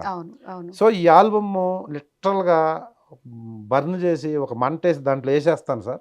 నా జీవితంలో మళ్ళీ నేను ఆర్టిస్ట్ అన్ను మీ ల్యాబ్లో పనిచేస్తాను, ఎంతవరకు కావాలో అంతవరకు సక్సెస్ చేద్దాం సార్. బట్ నాకు ఒక్క టైం ఇవ్వండి, ఒక 6 months. ఈ 6 monthsలో నాకు నేను అర్థమైపోతాను. ఇన్ కేసు నేను సక్సెస్ కానంటే మళ్ళీ వచ్చేస్తాను ల్యాబ్కి అని చెప్తే ఆయన ఓకే, నువ్వు సరే, నువ్వు నీ మాటలో కూడా రీజన్ ఉంది, నువ్వు వచ్చింది దీనికోసం కాబట్టి ప్రయత్నం చెయ్యి అని చెప్పి బెస్ట్ ఆఫ్ లక్ చెప్పి ఫస్ట్ డే షూటింగ్ పంపించాడండి ఆయన. అప్పుడు ల్యాబ్ రమేష్ నేను ల్యాబ్లో పని చేస్తున్నాడు, ఆయన ఏదో క్యారెక్టర్లు చేస్తున్నాడు అని. మా నాగిరెడ్డి గారు అయితే స్ట్రాంగ్గా బిలీవ్ ఏంటంటే 3-4 నెలలు వచ్చేస్తాడు మళ్ళీ ల్యాబ్కి, అది అయ్యేది కాదు కదా అని చెప్పి నమ్మాడు ఆయన. కానీ నేను ఆ సినిమాలో యాక్ట్ చేసి ఆ సినిమా రిలీజ్ అయ్యేటప్పటికి సీతారామరాజు కాకుండా 12 సినిమాలు యాక్ట్ చేశాను 1 yearలో. 12 సినిమాస్ యాక్ట్ చేశాను. దాంట్లో కోడి రామకృష్ణ గారి ఆవిడే శ్యామల, పంచదార చిలక, తర్వాత అప్పట్లోనే నేను రియల్ స్టోరీ అని ఒక సినిమా చేశాను, ప్రకాష్ రాజ్కి ఈక్వల్ క్యారెక్టర్. స్వామి అని. అలా నేను 12 సినిమాలు యాక్ట్ చేశా. నేటి గాంధీ అని రాజశేఖర్ గారిది. ఇట్లా చేస్తూ కానీ ఏం పెద్ద పెర్ఫార్మెన్స్ పెద్ద గొప్ప క్యారెక్టర్లుగా ఎలివేట్ అయ్యాయి కాకపోయినా నాకు సెల్ఫ్ కాన్ఫిడెన్స్ వచ్చింది. సో ఇంక నేను ల్యాబ్కి వెళ్ళాల్సిన అవసరం లేదు, నాకు సినిమాలు వస్తున్నాయి ఇస్తున్నారు అనే కాన్ఫిడెన్స్ బిల్డప్ చేసుకొని మళ్ళీ ఆయనకి వెళ్ళి ఇంకా సార్ ఇలా ఉందంటే సరే నీ ఇష్టం. ఈలోపు మా మేడం గారు కూడా వర్క్ వచ్చేసింది. సో అలా వస్తున్న ప్రాసెస్లో 49వ సినిమా అయిపోయిన తర్వాత చేసిన సినిమా దిల్ అండి. నేను ఈలోపు నువ్వు నేను ఒక్కడు చిరునవ్వుతో అన్ని మంచి మంచి సూపర్ హిట్ సినిమాలు ఆ సినిమాల్లో చేశాను. నేను చేస్తున్నప్పుడు మినిమం ఈ ల్యాబ్లో నేను పనిచేయటం, సినిమా ఇండస్ట్రీకి ఇండైరెక్ట్గా నేను తెలిసి ఉండటము, ప్లస్ చేసిన సినిమాలన్నీ స్టిల్స్ తీసుకొని ఇంకో సినిమాకి వెళ్ళినప్పుడు ఈ స్టిల్స్ తీసుకెళ్ళేవాడిని. ఎందుకంటే నాకు బేసిక్గా స్టిల్ ఫోటోగ్రాఫర్స్ అందరూ పరిచయం. డిజిటల్ లేదు అప్పుడు, ఫిల్మ్ ఉండేది. కొడాకు కొని కానీ ఫిల్మ్స్ ఉండేది. సినిమాలో తీసిన స్టిల్స్ని నెగిటివ్గా డెవలప్ చేసి నెగిటివ్ని పాజిటివ్ చేసి ప్రింట్లు వేసి ఆ ప్రింట్లు తీసుకెళ్లేవాళ్ళు బిజినెస్ అవ్వటం కోసం. నేనేం చేశాను, నాకు ఈ రోజు నేను యాక్ట్ చేస్తే సెకండ్ డేకి నాకు ఆ స్టిల్స్ వచ్చి ఉండేది. వీళ్ళందరూ పరిచయం కాబట్టి వాళ్ళు ఎంటపడి తీసుకునేవాడిని. నెక్స్ట్ డైరెక్టర్కి ఇది ఒకసారి శ్రీకాంత్ గారితో పంచదార చిలకలో చేశాను నేను, కోటి రామకృష్ణ గారి సినిమా. అంటే ఆబ్వియస్గా ల్యాబ్ బ్యాక్గ్రౌండ్ ఉంది, ఈ చేస్తున్నానన్న ప్రూఫ్ ఉంది ఇక్కడ. సో వాళ్ళు సరే క్యారెక్టర్ ఇచ్చేద్దాం మనోడికి ఏముంది, నాగినీడి గారి దగ్గర చేసిన అబ్బాయే కదా అన్న ఇది రిఫ్లెక్ట్ అవుతుండేది. అలా కంటిన్యూస్గా సినిమాలు చేస్తూ వస్తున్న ప్రాసెస్లో నువ్వు నేను ఆడిషన్ చేసి నాకు నువ్వు నేను సినిమా వచ్చిందండి. అది మంచి క్యారెక్టర్, సూపర్ హిట్ సినిమా. అది ఉదయకిరణ్ది రెండో సినిమా. అప్పుడు త్రూ అవుట్ క్యారెక్టర్ నాది. ఉదయకిరణ్కి నాకు ఒక ఫైట్ ఉంటుంది కాలేజీలో, మొత్తం పెర్ఫార్మెన్స్ ఉన్న క్యారెక్టర్ అది. తనికెళ్ళ భరణి దగ్గర నిక్కర్లు వేసుకొని పాలు అమ్ముకునే వాడి క్యారెక్టర్ అన్నమాట నాది. అది చూసి దిల్ సినిమాకి పిలిచారండి, ఆడిషన్కి పిలిచి దాంట్లో దిల్లో ఓకే చేసి లక్కీగా 2003లో ఆ సినిమా బ్లాక్ బస్టర్ హిట్ అయ్యి దాంట్లో ప్రకాష్ రాజ్ కాకుండా నాది మంచి క్యారెక్టర్ అండి. దాంట్లో నా క్యారెక్టర్ పేరు రమేష్ అండి. అది ఏం పేరు పెట్టాలంటే పేరుని ఆలోచించే టైం లేక షార్ట్లో ఇప్పుడు పిలవాలి కదా. కల్పన గారు వచ్చి కాలేజీలో ఒక సాంగ్ ఉంటుంది, తమలాపాకు తమలాపాకు అని ఒక హిట్ సాంగ్. ఆ సాంగ్లో ఆ అమ్మాయిని హీరో పట్టుకున్నాడని బయటకు వచ్చిన తర్వాత హీరోని కొడతా నేను, ఏంట్రా మా అమ్మాయిని నువ్వు టచ్ చేస్తున్నావు ఏంటని. అప్పుడు అతను మళ్ళీ కొట్టెళ్ళినప్పుడు నేను పడి బాధపడుతుంటే ఏమైంది రమేష్ అని కల్పన గారు వస్తారు ఆ ఫంక్షన్కి. అప్పుడు ఏం పిలవాలి అప్పుడు దాకా తెలియదు, ఈయన ఏం పెట్టి పిలవాలని, ఏదో ఒకటి పిలవాలి కదా. ఏమైంది అన్నప్పుడు రమేష్ అని పిలవండి అని అన్నాడు డైరెక్టర్. ఆ రమేష్ అని పిలిచేసింది.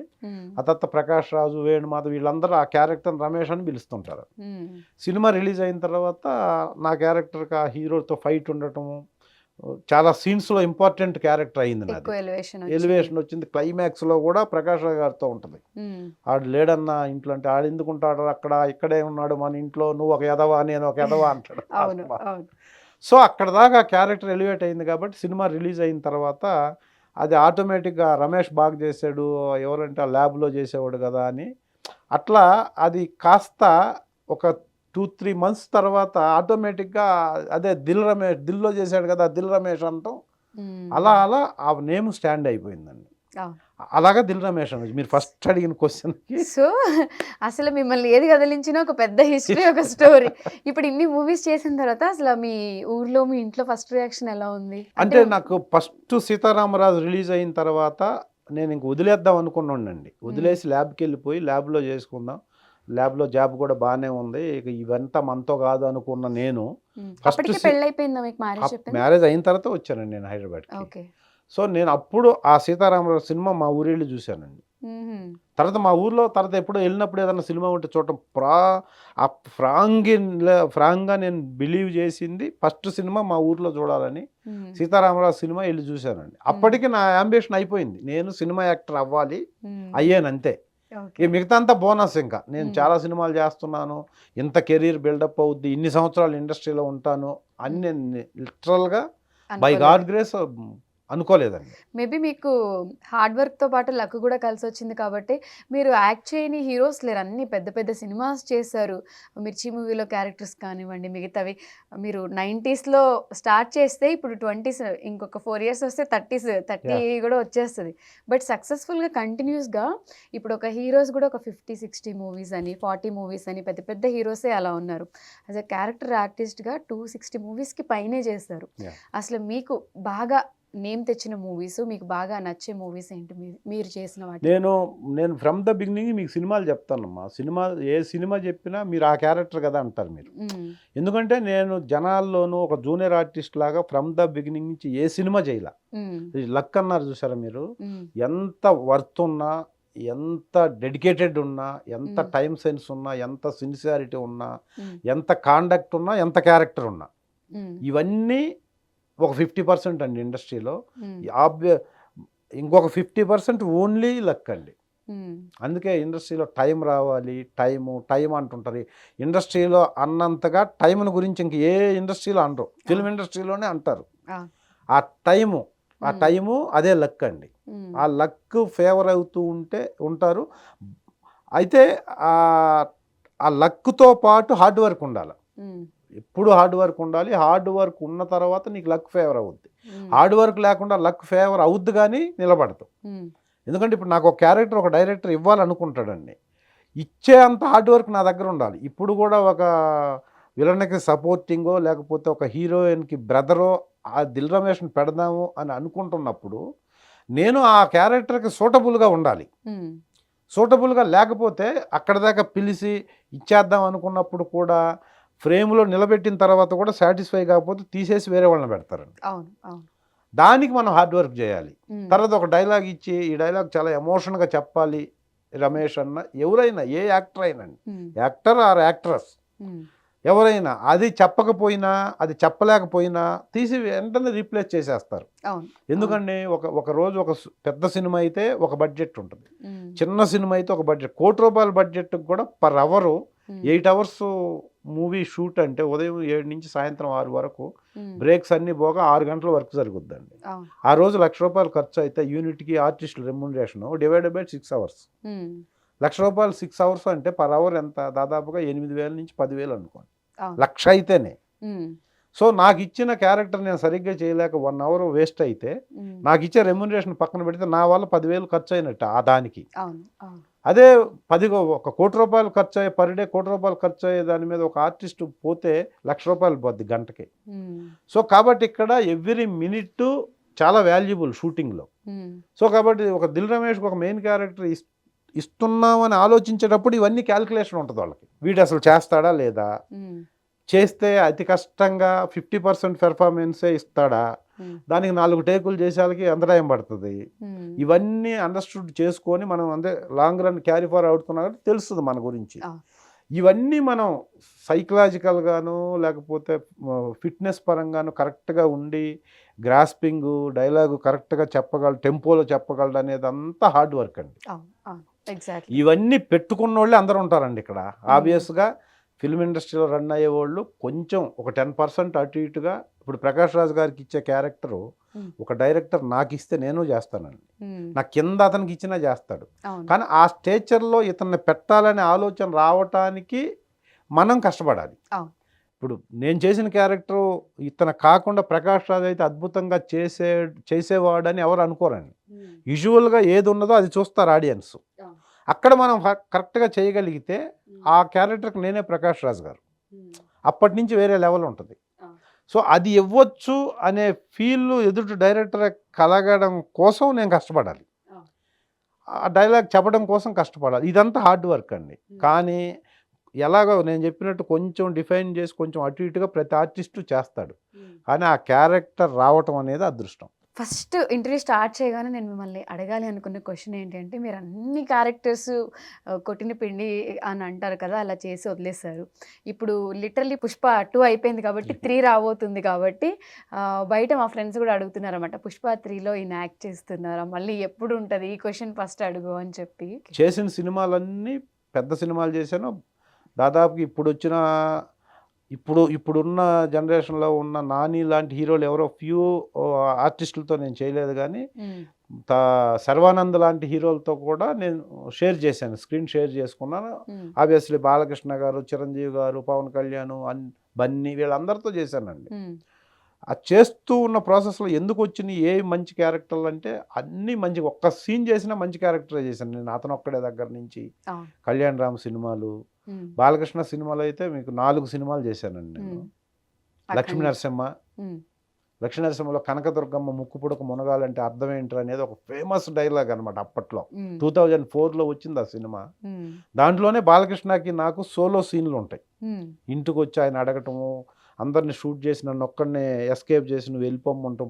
దాంట్లో కూడా ధర్మభిక్షం అని ప్రకాష్ రాజ్కి రైట్ హ్యాండ్ క్యారెక్టర్ నాది. చాలా పెద్ద ఇండివిజువల్ క్యారెక్టర్. దాని తర్వాత సింహ చేశాను, లెజెండ్ చేశాను, అఖండ ఫస్ట్ చేశాను. ఇప్పుడు 5వ సినిమా అఖండ 2 అండి బాలకృష్ణ గారితో. అన్ని సూపర్ డూపర్ హిట్స్ నేను చేసిన 4 సినిమాలు ఇప్పటికి. అంటే ఇప్పుడు మీకు వచ్చే మూవీస్ అన్నీ కూడా మీకు ఆల్రెడీ ఫేమ్ వచ్చేసింది, ఆర్టిస్ట్గా కూడా వెల్ ప్రూవ్డ్ కాబట్టి వాళ్ళే మిమ్మల్ని చూస్ చేసుకుంటారా? స్టిల్ మీరు ఇంకా ట్రై చేస్తూ ఉంటారా మూవీస్ కోసం? అది ఇప్పుడు సినిమా అనేది బిజినెస్ అమ్మా.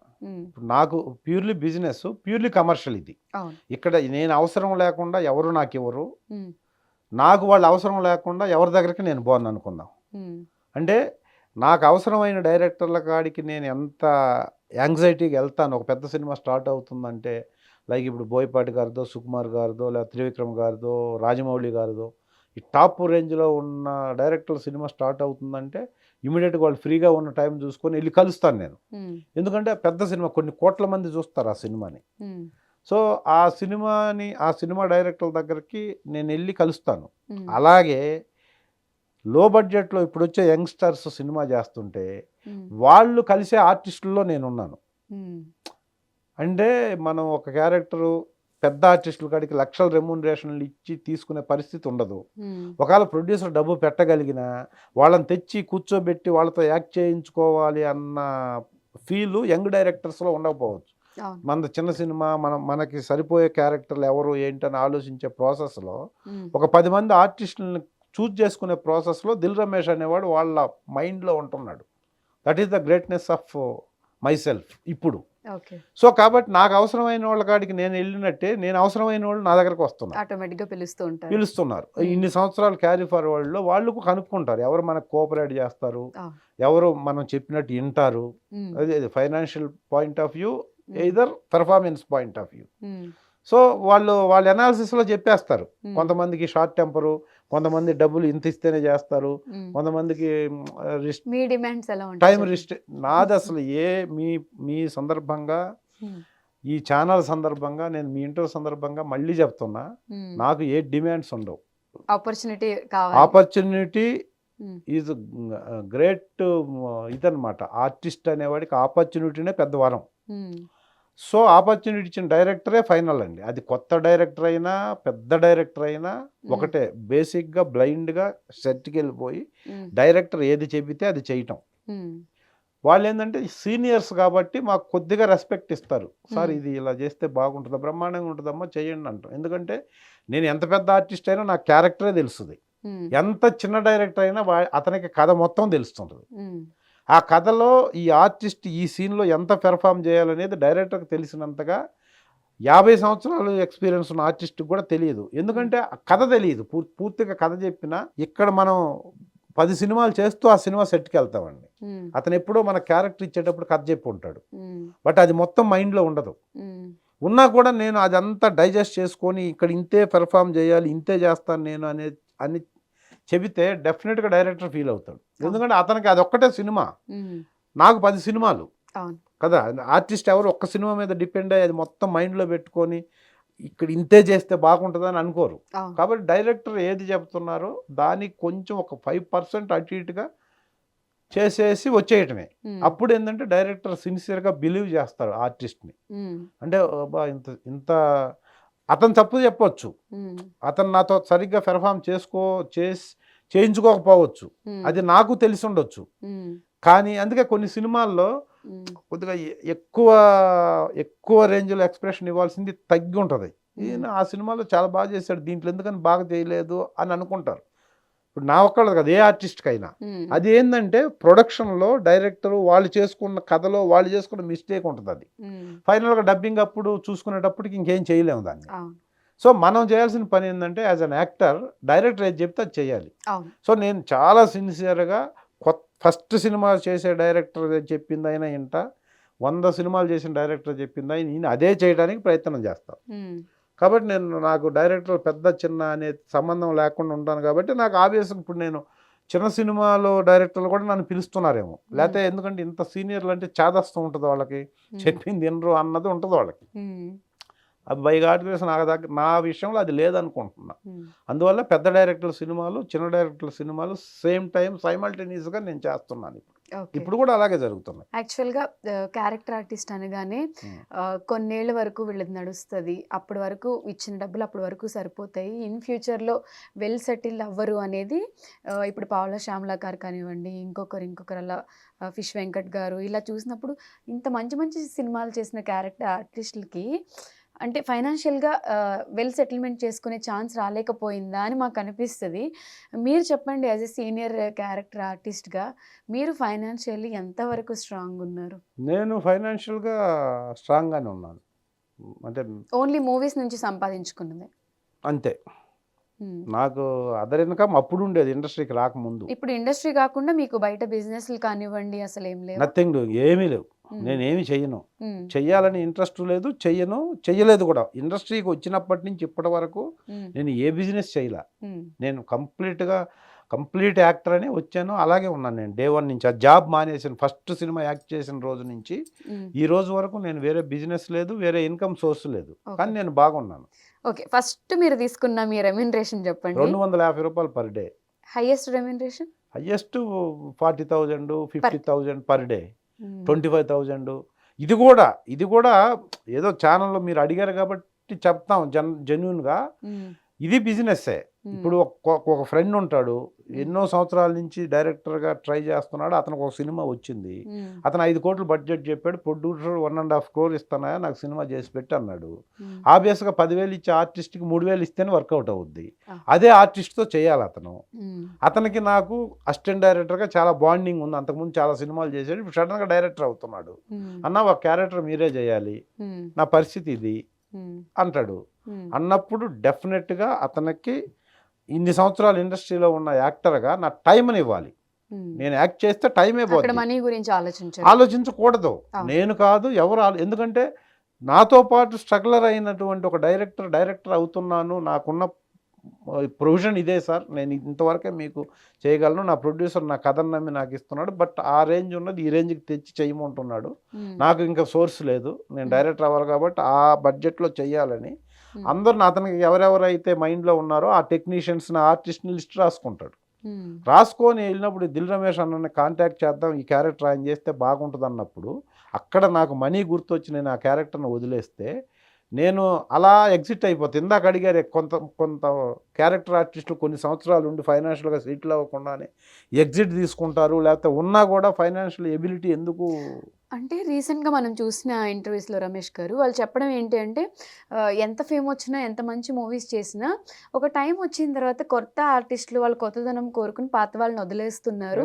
ఇప్పుడు పావలా శ్యామల గారు కానివ్వండి, ఫిష్ వెంకట్ గారు ఎంత మంచి మూవీస్ చేశారు, ఇవాళ ఒక హెల్త్ ఇష్యూ వస్తే వాళ్ళకి ఎవరో ఒకరు హెల్ప్ చేయాల్సిన సిచ్యువేషన్ వచ్చింది.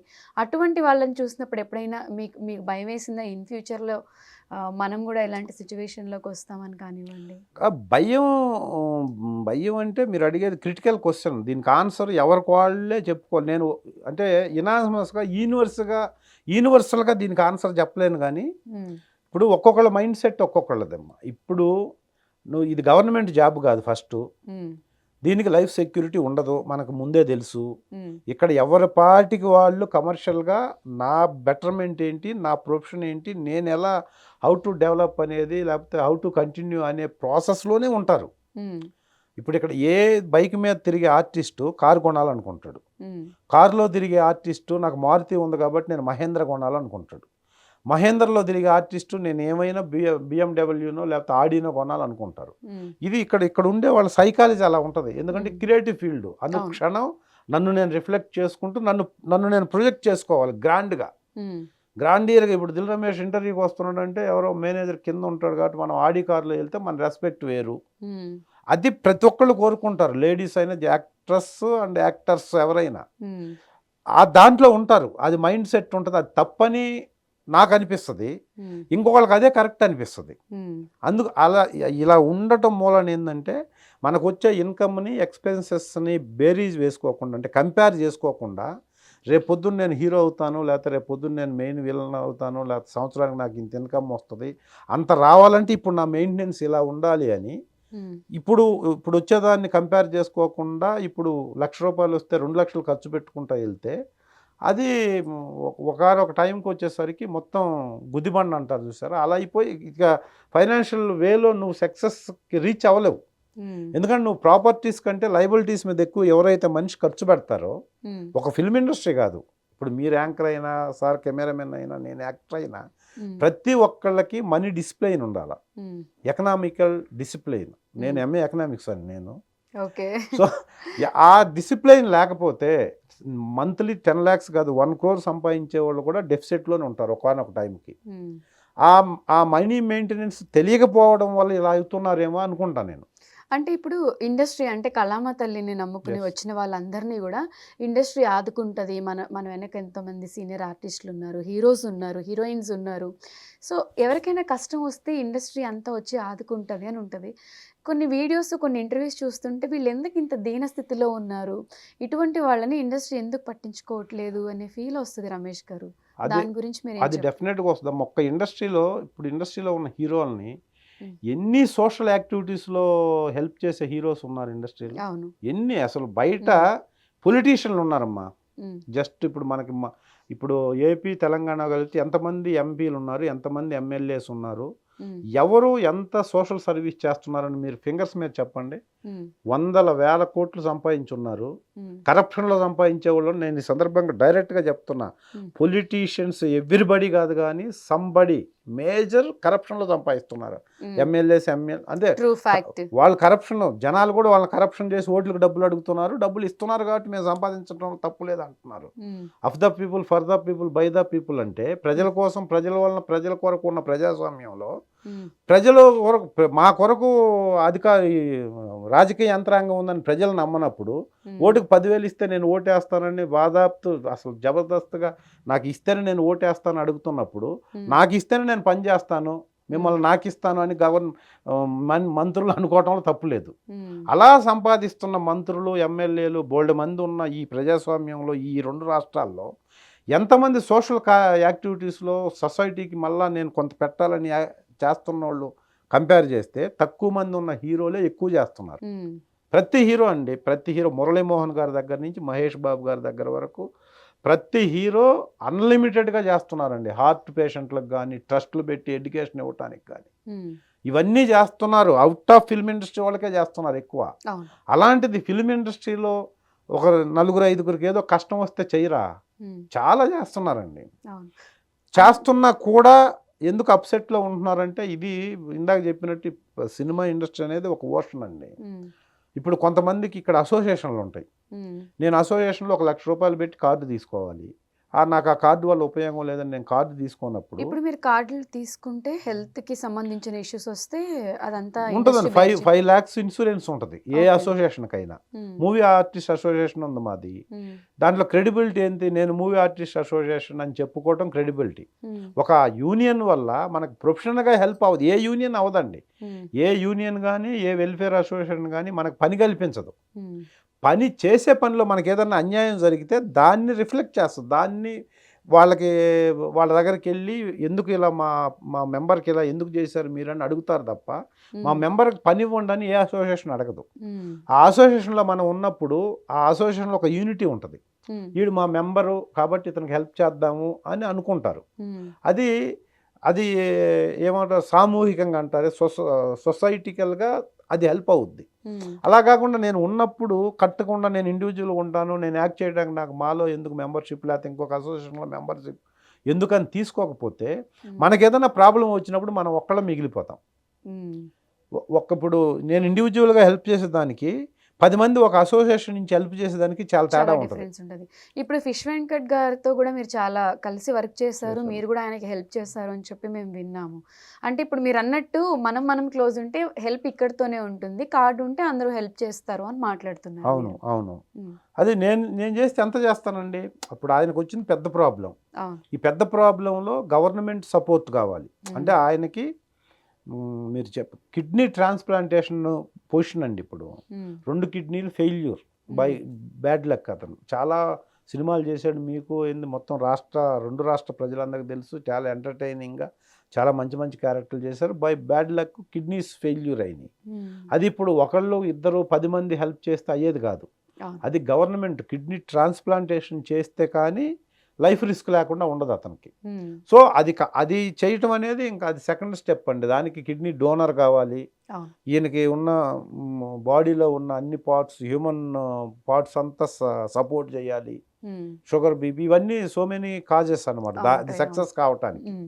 అయినా చేయటానికి పవన్ కళ్యాణ్ గారు గవర్నమెంట్ తరఫున కూడా ప్రాసెస్ చేస్తున్నారు. అది కాకుండా హ్మ్. నాలాంటి వాళ్ళు కానీ లేకపోతే ఇండస్ట్రీ నుంచి కానీ చాలామంది హెల్ప్ చేశారండి. హ్మ్. చేస్తున్నారు. అది వాళ్ళే ఓపెన్గా చెప్పారు. అవును. ఈ మధ్య ప్రభాస్ వాళ్ళు ఏదో చేస్తామని చెప్పారు. అది మరి ఫేక్ కాల్ అని అలాంటివి కూడా ఉన్నాయి. హ్మ్. కాకుండా లక్షల్లోనే వాళ్ళకి ఆయన హెల్త్ కోసం చాలా అతను ఫిల్మ్ యాక్టర్ కాకుండా ఉండుంటే హ్మ్. ఆ పొజిషన్ వచ్చి ఉంటే నార్మల్గా హ్మ్. ఈ పాటికి మనిషి ఉండేవాడు కదండి.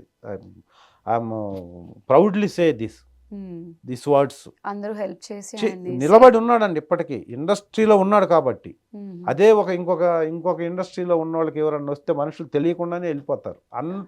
అంత లావిష్గా అంత లంసమ్గా ఎవరు హెల్ప్ చేయరండి. ఇండస్ట్రీలో చేస్తున్నారు. మీరు చెప్పిన పావలా శ్యామల గారు దాదాపు 10 ఇయర్స్ నుంచి అదే పొజిషన్లో అవును. లైఫ్ లీడ్ చేస్తున్నారండి. అవును. చేస్తున్నారంటే సమ్ డోనర్స్ ఉన్నారు. హ్మ్. ఆవిడకి నాకు పర్సనల్గా పరిచయం లేదు కాబట్టి నేను చేయకపోవచ్చు. హ్మ్. ఆ ఏజ్ గ్రూప్లో సింపతికల్గా ఆలోచించే వాళ్ళు, చేసేవాళ్ళు ఫిలిం ఇండస్ట్రీలోనే ఎక్కువ ఉంటారండి. హ్మ్. ఉన్నా కూడా ఆ పరిస్థితులు అలాగే ఉన్నాయంటే మనం చెప్పలేము అది. అసలు చెయ్యకైతే ఎవరు లేరండి. హ్మ్. ప్రతి ఆర్టిస్ట్కి ఈవెన్ అల్లరి సుభాషిణి గారు అని ఒక అవును. ఆవిడ ఉన్నారు. ఆవిడ క్యాన్సర్ ఎఫెక్టెడ్. అవును. ఆవిడ కూడా ఇప్పటికి లైవ్లో బాగానే ఉన్నారు. హ్మ్. తర్వాత తమిళ్లో అంది పాకీజా అని ఒక ఆర్టిస్ట్ అవును. ఉన్నారు. ఉన్నారు. హ్మ్. ఆవిడకి మొన్న ఈ మధ్య రీసెంట్గా కూడా పవన్ కళ్యాణ్ 2 lakhs అసలు మన స్టేటే కాదు ఆవిడ. అవును. తర్వాత అంతకుముందు కూడా చాలామంది చేశారు. ఇక్కడ హ్మ్. ఇల్లు తీసుకొని తమిళనాడుని వదిలిపెట్టి ఇక్కడ వచ్చి ఆంధ్రప్రదేశ్లో ఇప్పుడు తెలంగాణలో హైదరాబాద్లో ఉంటున్నారు ఆవిడ. ఏదైనా క్యారెక్టర్లు ఇవ్వండి. హ్మ్. అప్పుడప్పుడు ఆవిడకి ఒక 2 lakhs 3 lakhs ఎవరో ఒకరు నాగబాబు గారు లేకపోతే పవన్ కళ్యాణ్ గారు ఎవరో ఆ జనరేషన్లో యాక్ట్ చేసిన వాళ్ళు హ్మ్. చేస్తూనే ఉన్నారండి. అవును. ఫిలిం ఇండస్ట్రీ డెఫినెట్గా నేను చెప్తానండి. ఫిలిం ఇండస్ట్రీలో ఉన్న వాళ్ళకి కానీ బయట వాళ్ళకి కానీ ఆదుకోవడంలో ఫిలిం ఇండస్ట్రీకి సంబంధించిన హీరోస్ కానీ క్యారెక్టర్ ఆర్టిస్టులు కానీ ఎవరికి తగిన విధంగా ఎవరు ఫైనాన్షియల్ పొటెన్షియాలిటీ ఉన్న రేంజ్లో వాళ్ళు తెలిసి మీకు కొన్ని తెలియచ్చు. హ్మ్. కొంతమంది చెప్పుకోవడానికి ఇష్టపడరు. హ్మ్. ఏముంది మేము చేసింది ఏముందిలేండి ఏదో మాతో ఉండే వాళ్ళకి చేసాము అని అంటారు. అనుకుంటారు. అవి తెలియవు హ్మ్. అందరికీ. హ్మ్. అలా చేసేవాళ్ళు చాలామంది ఉన్నారు. నిజంగా ఎఫెక్ట్ అయిన వాళ్ళ దగ్గరికి వెళ్ళి మీరు కెమెరా పెట్టి అడిగితే వాళ్ళు చెప్తారండి కరెక్ట్గా. హ్మ్. నాకు అన్నీ తెలియదు. మీరు ఇండస్ట్రీలో ఆల్మోస్ట్ 30 ఇయర్స్ పైనే ఉన్నారు. 27 ఇయర్స్ అండి. 27th 27th ఇయర్ ఇప్పుడు రన్నింగ్. ఎన్నో అప్ అండ్ డౌన్స్ చూస్తుంటారు. ఉదయ్ కిరణ్ గారితో కూడా మీరు యాక్ట్ చేశారు కదా! ఆయన చనిపోయినప్పుడు అసలు ఆయనతో వర్క్ చేసినప్పుడు ఎలా ఉండింది? ఆయన చనిపోయిన తర్వాత మీరు మీ రియాక్షన్ ఎలా ఉంది? అంటే అసలు మీరు ఎక్స్‌పెక్ట్ చేసారా అలా జరుగుతదని? ఇప్పుడు మా అందరికీ అనిపిస్తది. మా జనరేషన్‌లో మేము 96 యాహ్! అలా 97 పుట్టిన మీకు మంచి వాళ్ళకి హీరో ఆయన. ఉదయ్ కిరణ్ అనే హీరో అసలు మంచి హీరో, అంత మంచి హీరో ఎందుకు సూసైడ్ చేసుకున్నారు అనేది మాకు అప్పట్లో చాలా పెద్ద క్వెషన్ మార్క్. అవును, అవును. మీరు ఆ టైంలోనే యాక్ట్ చేశారు వాళ్ళతో కాబట్టి అసలు అటువంటి సిట్యుయేషన్స్ ఇండస్ట్రీలో ఎందుకు వచ్చాయి అనుకోవాలి? అదే ఉదయ్ కిరణ్ నువ్వు నేను చేసేటప్పుడు జస్ట్ సెకండ్ పిక్చర్ అండి ఆయనకి. హ్మ్. నేను ఎక్కువ ఏజ్ పరంగా కొంచెం డిఫరెన్స్ ఉన్నా అందరం కింద కూర్చొని తినేదన్నమాట ఆ సినిమాకి. హ్మ్. తేజ గారు డైరెక్టరు. హ్మ్. ఆయన అసలు ఈ ఫాల్స్, క్యారివాన్లు ఈ సిస్టమ్ ఉండదు ఆయన సినిమాల్లో. హ్మ్. హీరోయిన్, హీరో అందరూ అక్కడే కూర్చొని తినటం అట్లా హ్మ్. బాగా క్లోజ్ అయ్యాడు. అన్న అన్న అంట. హ్మ్. సునీల్ గారు, ఉదయ్ కిరణ్, నేను మా దాంట్లో చేసిన ఆర్టిస్టులు అందరూ ఒకేసారి కొంచెం అటు ఇటుగా బిల్డప్ అయిన టైం అనమాట అది. హ్మ్. సో చాలా క్లోజ్గా ఉండేవాడు. దాని తర్వాత కూడా నేను 3-4 సినిమాలు చేశాను ఉదయ్ కిరణ్. హ్మ్. శ్రీరామ్ అని ఒక దాంట్లో యాక్ట్ చేశాను నేను. హ్మ్. తర్వాత ఆయన కలిసినప్పుడు ఎక్కడన్నా నేను ఎక్కడన్నా అల్యూమినియం ఫ్యాక్టరీ అన్నపూర్ణ స్టూడియోలో ఎక్కడన్నా ఉంటే స్టూడియోలోకి వస్తే ఆయన జస్ట్ అండి చనిపోయేదానికి ఒక 4 months ముందు నేను అల్యూమినియం ఫ్యాక్టరీలో ఒక సినిమా షూటింగ్ చేస్తూ లంచ్ బ్రేక్లో నేను లంచ్ అయిపోయిన తర్వాత ఎక్కడ ఒక చైర్లో రిలాక్స్ అయ్యి కళ్ళు మూసుకొని ఉంటే ఎక్కడో లాంగ్లో చూసి అన్న అంతా వచ్చి కూర్చొని అప్పటికి డౌన్ఫాల్ అయింది. సో సినిమాల కోసం తిరుగుతున్నాడు. ఆ టైంలో వచ్చి చాలా రిసీవ్ చేసుకొని అన్న నువ్వు నేనులో మనం ఏం చేసాం, తర్వాత యజ్ఞము, లక్ష్మీనరసింహ ఎలాంటి క్యారెక్టర్ చేశారు మీరు, అసలు మీరు మీ స్టెబిలిటీనే మిమ్మల్ని ఎడదాకా తెచ్చిందని చెప్పి కూర్చొని ఒక అరగంట సేపు మాట్లాడిపోయాడు. లాస్ట్ అదే నేను ట్రై చేస్తున్నానన్నా, మళ్ళీ వస్తున్నాయి మనకు సినిమాలు, నా సినిమా ఏదున్నా మీరు మళ్ళీ యాక్ట్ చేస్తారు, మనం కలిసి పని చేద్దాం అన్నాడు. లిటరల్గా ఆయన ఇదవటానికి వర్క్ లేకపోవటమేనండి, లోన్లీగా ఫీల్ అయ్యాడు అంతే. ఆ లోన్లీనెస్ వల్లే ఆయన అలాంటి స్టెప్ తీసుకున్నాడు. ఆ ఒక్క ఆ సెకండ్స్ మిస్ అయి ఉంటే అలాంటి డెసిషన్ తీసుకునేవాడు కాదు. ప్రాపర్టీస్ లేక కాదు, మెయింటెనెన్స్ ప్రాబ్లం అయి కాదు, ఏం కాదండి. అతను ఒకప్పుడు హీరో ఇమేజ్ ఎప్పుడు 10 మంది ఉండేవాళ్ళు, 2 మేనేజర్లు, ఫ్రెండ్స్, ఆపర్చునిటీస్ అడిగేవాళ్ళు, అన్న మీ సినిమాలో చెప్పమునేవాళ్ళు, తమ్ముడు నీ సినిమాలో ఏదైనా క్యారెక్టర్ చెప్పనేవాళ్ళు. అదంతా చూశాడు. చూసి ఒకసారి ఫెయిల్యూర్స్ స్టార్ట్ అయిన తర్వాత ఫ్యామిలీ చిన్న ఇష్యూస్ వచ్చి ఇవన్నీ స్టార్ట్ అయిన తర్వాత ఒక్కొక్కళ్ళు దూరంగా అయిపోయి ఫోన్లు చేసినా కూడా లేపని పరిస్థితి అయిపోయింది. అదొక్కటి స్ట్రాంగ్గా బిలీవ్ చేయాలండి. ఇప్పుడు నేనైనా ఎవరైనా ఇండస్ట్రీలో ఉన్నోళ్ళు, ఇండస్ట్రీలో మనం అవసరం ఉన్నప్పుడు మాత్రమే మనతో అవసరం ఉంటుంది. మన అవసరం ఇండస్ట్రీకి లేకుండా ఏదో ఒక రోజు పోద్ది. ఎందుకు యాజ్ అన్ యాక్టర్గా నా ప్లేస్ రీప్లేస్ చేసేవాళ్ళు ఎవరన్నా వస్తే నా అవసరం తగ్గిపోతూ ఉంటుంది. లేదు నా క్యారెక్టర్ మారినా నేనేదన్నా జనాలకి అవేగా నేను పెద్ద ఇది నాకు ఎవరితో పని లేదని మన యాటిట్యూడ్ మారినా మెల్లగా దూరం అవుతుంటారు మన సర్కిల్. బ్యాలెన్స్ చేసుకుంటూ రావాలి. అది బ్యాలెన్స్ చేసుకోకుండా వెళ్ళినప్పుడు నువ్వు ఏదో ఒక రోజుకి ఎలోన్గా మిగిలిపోతావు. బయట సర్కిల్, నాకు సినిమా, నేను ఎక్కడికి వెళ్ళను, నేను ఎవరితో కలవను, నేను పెద్ద యాక్టర్ కదా అని బయట సర్కిల్ని వదిలేసి ఇక్కడ ఎవరు వచ్చి అన్న అంటే ఏంటి వీడు చిన్న క్యారెక్టర్ చేస్తున్నాడు లేకపోతే చిన్నోడు అని చెప్పి నేను ఎవేగి వెళ్ళినా నీకు తెలియకుండానే నీ సర్కిల్ దూరం అవుద్దని. ఒకప్పటికి ఇండస్ట్రీ కూడా దూరం అవుతుంది. అది ఎంతో మందిని చూసాం. కాలగమనం, కాలానికి ఎవరు అతీతులు కాదు. అది నాలాంటి వాళ్ళు లేకపోతే ఆర్టిస్టులు, ఇప్పుడు మీరు యాక్ట్రెస్ అయినా ఇది కొన్ని రోజులే ఉంటుంది. అదే ఇప్పుడు మీరు ఇండస్ట్రీకి వచ్చినప్పుడు ఆ కాంపిటీషన్ అంత తక్కువ ఉన్నా మీరు ఇంత స్ట్రగుల్ అయ్యారు. అప్పుడు డిజిటల్ మీడియా లేదు, సోషల్ మీడియా ప్లాట్ఫామ్స్ లేవు. ఇప్పుడు ఇంట్లో కూర్చొని రీల్స్ చేసిన వాళ్ళు కూడా నెక్స్ట్ డే చూస్తే కట్ చేస్తే ఇందాక మీరు అన్నట్టు ఒక మూవీలో మనం ఈజీ అయిపోయింది. సో ఇప్పుడు కాంపిటీషన్ పెరిగింది కాబట్టి ఇప్పుడు వచ్చే ఆర్టిస్టుల వల్ల ఎప్పటి నుంచో ఉన్న మీలాంటి ఆర్టిస్టులకి ఏమన్నా క్యారెక్టర్స్ రోల్స్ తగ్గే ఛాన్సెస్? అంతే కదా, ఆబ్వియస్గా. ఇప్పుడు మేము వచ్చినప్పుడు కాంపిటీషను హెవీగా ఉంది. అప్పుడు ఆ కాంపిటీషన్కి అదే హెవీ అనుకున్నాం. తర్వాత ఇప్పుడు రాను ఈ సోషల్ మీడియా వచ్చిన తర్వాత రీల్స్ లేకపోతే ఫేస్బుక్లో ఎక్కడ మన కాడున్న కెమెరాతో షూట్ చేసి సెల్ఫీ తీసుకొని పెట్టినా కూడా వైరల్ అవుతుంది. ఏదైనా అవసరమైన వాళ్ళు వీళ్ళైతే బాగుంటుంది, 10 మందికి తెలిసారు, వాళ్ళకి ఒక 50,000 ఎవర్షిప్ ఉందంట, వాళ్ళని పెట్టుకుంటే చూస్తారేమో, లేకపోతే వాళ్ళని పెట్టుకుంటే ఫేమస్ అవుద్ది కదా, లోకల్ యాడ్స్ ఇస్తున్నారు, యాడ్స్లో కనపడుతున్నారు అనేది ఉంటుంది. అని తీసుకోవడానికి అవకాశం ఉంటుంది. ఆ ఫేజ్లో ఎవరన్నా నాకులాగా చేసేవాళ్ళు ఎవరన్నా తగిలితే నాకు ఇచ్చే రెమ్యూనరేషన్కి ఆఫ్ కాదు 10% ఇస్తే వచ్చి చేస్తారు. చేసినప్పుడు నన్ను ఎగ్జిట్ చేస్తారు ఆటోమేటిక్గా. సో అది ఇప్పుడు ఇవన్నీ పెరిగిపోయి ఇంకా ఎక్కువ కాంపిటీషన్ అయింది. కాంపిటీషన్ ఉన్నా ఇప్పుడు మనకి చాలా మార్కెట్లో చాలా షాపులు ఉంటాయి, చాలా రైతు బజార్లు ఉంటాయి. క్వాలిటీ ఎక్కడుంటే క్వాలిటీ ఉన్న కాడే జనాలు ఉంటారు. ముందు తెలియకపోయినా టిఫిన్ సెంటర్స్ కానీ, హోటల్స్ కానీ, గోల్డ్ షాపులు కానీ, బట్టల షాపులు కానీ ఒక నెలలో హైదరాబాద్లో చాలా ఓపెన్ చేస్తారు, కానీ చాలా క్లోజ్ చేస్తుంటారు. ఆ స్టాండర్డ్స్ ఉన్నది మాత్రం అలాగే ఉంటుంది. అలాగా మనల్ని మనం మార్కెటింగ్ చేసుకోవాలండి ఇక్కడ. అంటే డైరెక్టర్స్ కూడా హెల్ప్ చేస్తారా మీకు? అంటే మనం సింగిల్గా ఎంత కాపాడుకున్నా కానీ మనకి ఇండస్ట్రీ నుంచి డైరెక్టర్స్ ఏదో ఒక హీరో రిఫర్ చేయడము అలా ఉంటే ఇంకొంచెం స్ట్రాంగ్ ఉంటుంది కదా. అలా మీకు ఎవరైనా డైరెక్టర్స్ సపోర్ట్ చేసే వాళ్ళు ఉన్నారా? నాకు అందరు డైరెక్టర్లు సపోర్ట్ చేస్తారండి. మళ్ళీ ఆ సేమ్ టైం ఎవరు సపోర్ట్ చేయకపోవచ్చు. ఎందుకంటే నేను ఇండస్ట్రీకి వచ్చినప్పుడు అండి, నేను మూడు నమ్ముకొని వచ్చానండి. ఆత్మవిశ్వాసము, ఆత్మగౌరవము, ఆత్మశక్తి. అంటే ఎక్కడ నా క్యారెక్టర్ దెబ్బతినకూడదు. నేను ఇప్పుడు ఈ ఇంటర్వ్యూ సందర్భంగా ఎక్కడైనా చెప్తాను చాలా ధైర్యంగా.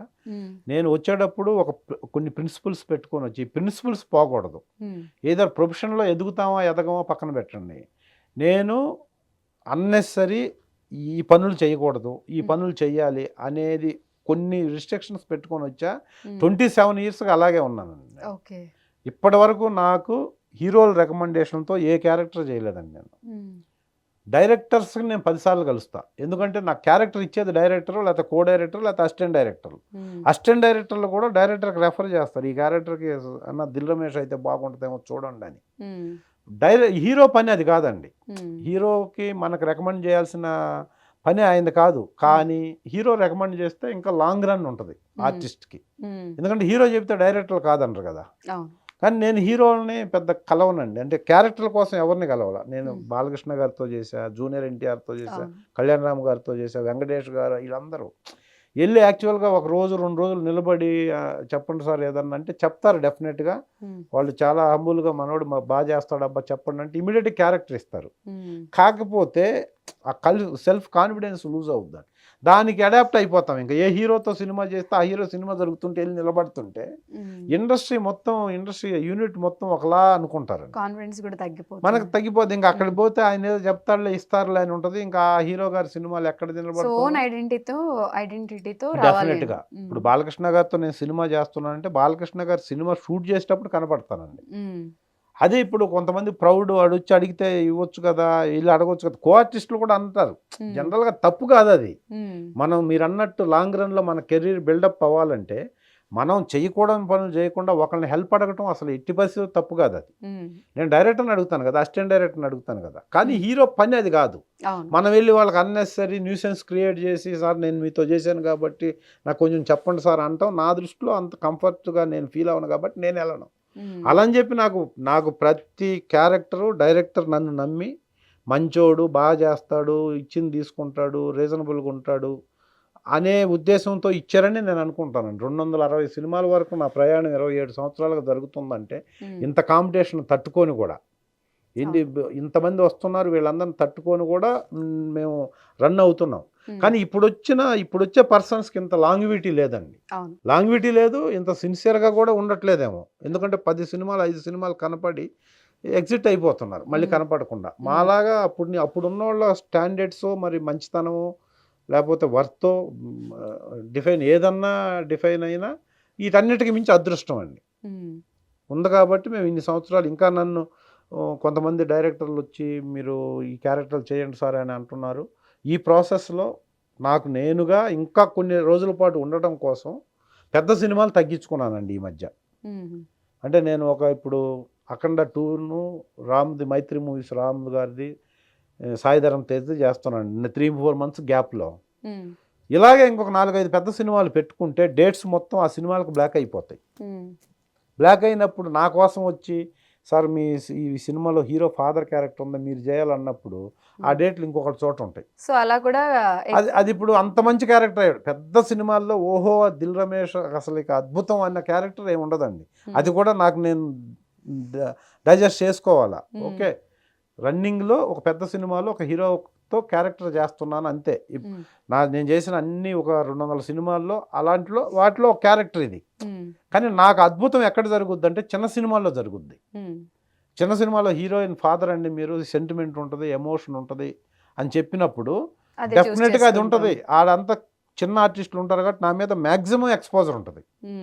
అలా ఎమోషన్స్ అవన్నీ క్యారెక్టర్స్ ఎక్కువ అవి చూస్ చేసుకోవటం కోసం ఆ సినిమాలు వదిలేసి ఇక్కడ స్పేస్ పెట్టుకుంటున్నాం. అప్పుడు అలా ఒక్క సినిమా బ్లాక్ బస్టర్ అయింది అనుకోండి, ఎప్పుడు అవుద్దండి అది ఈ సంవత్సరంలో అవుద్ది లేకపోతే 2 సంవత్సరాల్లో అవుద్ది అని చెప్పలేము. ఎప్పుడు అవుద్ది. అయ్యేటప్పుడు అయిన సినిమాలో మనం కనపడాలి అంటే వాళ్ళకి కొంత టైం పెట్టుకోవాలి. అప్పుడు ఇదేనండి డెసిషన్ మేకింగ్. మన డెసిషన్ మేకింగ్లో పెద్ద సినిమా వదిలేసినప్పుడు ఆ సినిమా సూపర్ హిట్ అవ్వచ్చు, మనం నష్టపోవచ్చు. చిన్న సినిమా మనం అద్భుతమైన క్యారెక్టర్ చేసి ఉండొచ్చు, అది టైం ప్రకారం రిలీజ్ కాకపోవచ్చు, అది అసలు రిలీజ్ కాకపోవచ్చు, అయితే ఇప్పుడు సంవత్సరం తర్వాత అవ్వచ్చు. వాటన్నిటినీ మనం ఆ లాస్ అండ్ ప్రాఫిట్ ఆ టేబుల్ వేసుకొని బ్యాలెన్స్ షీట్ వేసుకొని దీనివల్ల ఇంత లాస్ దీనివల్ల ఇంత లాస్ టీచర్ కాబట్టి అవన్నీ క్యాలిక్యులేటెడ్ గా ఉంటారు. ఉంటే అని మనం అనుకున్నవన్నీ జరగవు, బట్ అనుకోకపోతే అసలు జరగవు. అవును కనీసం మనం ఇంత ప్రిప్లాన్డ్గా ఉంటే కొన్ని జరగడానికి అవకాశం ఉంటుంది. అవును అలా నేను ఇప్పుడు చిన్న డైరెక్టర్లకి చాలా స్పేస్ ఇచ్చి లక్కీగా ఏంటంటే చాలామంది ఒక మీడియం సినిమాలకి నన్ను చాలా మంచి క్యారెక్టర్లకు అడుగుతున్నారండి. చాలా డిఫరెంట్ క్యారెక్టర్లు చేస్తున్నాను ఇప్పుడు.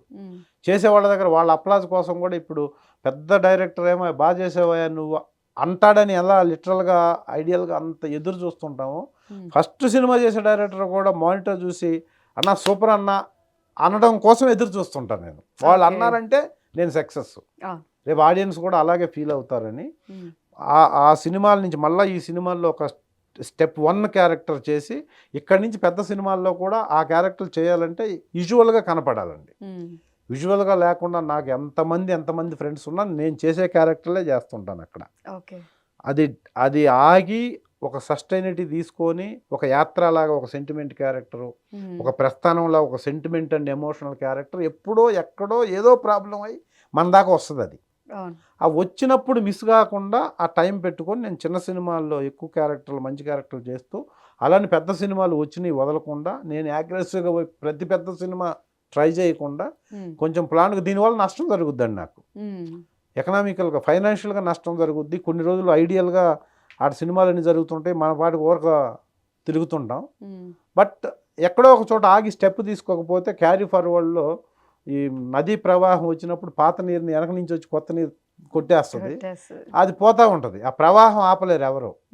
అట్లీస్ట్ ఆ ప్రవాహంలో మనం మన ఐడెంటిటీని ప్రూవ్ చేసుకోవాలంటే ఎక్కడో ఒక చోట ఆగి కొంచెం నష్టపోయినా పర్లేదని ఈ స్టెప్ తీసుకుంటే ఈ పెద్ద సినిమాలు అక్కడ దాకా వెళ్తామని ఒక బ్లైండ్గా ఒక ఆలోచన.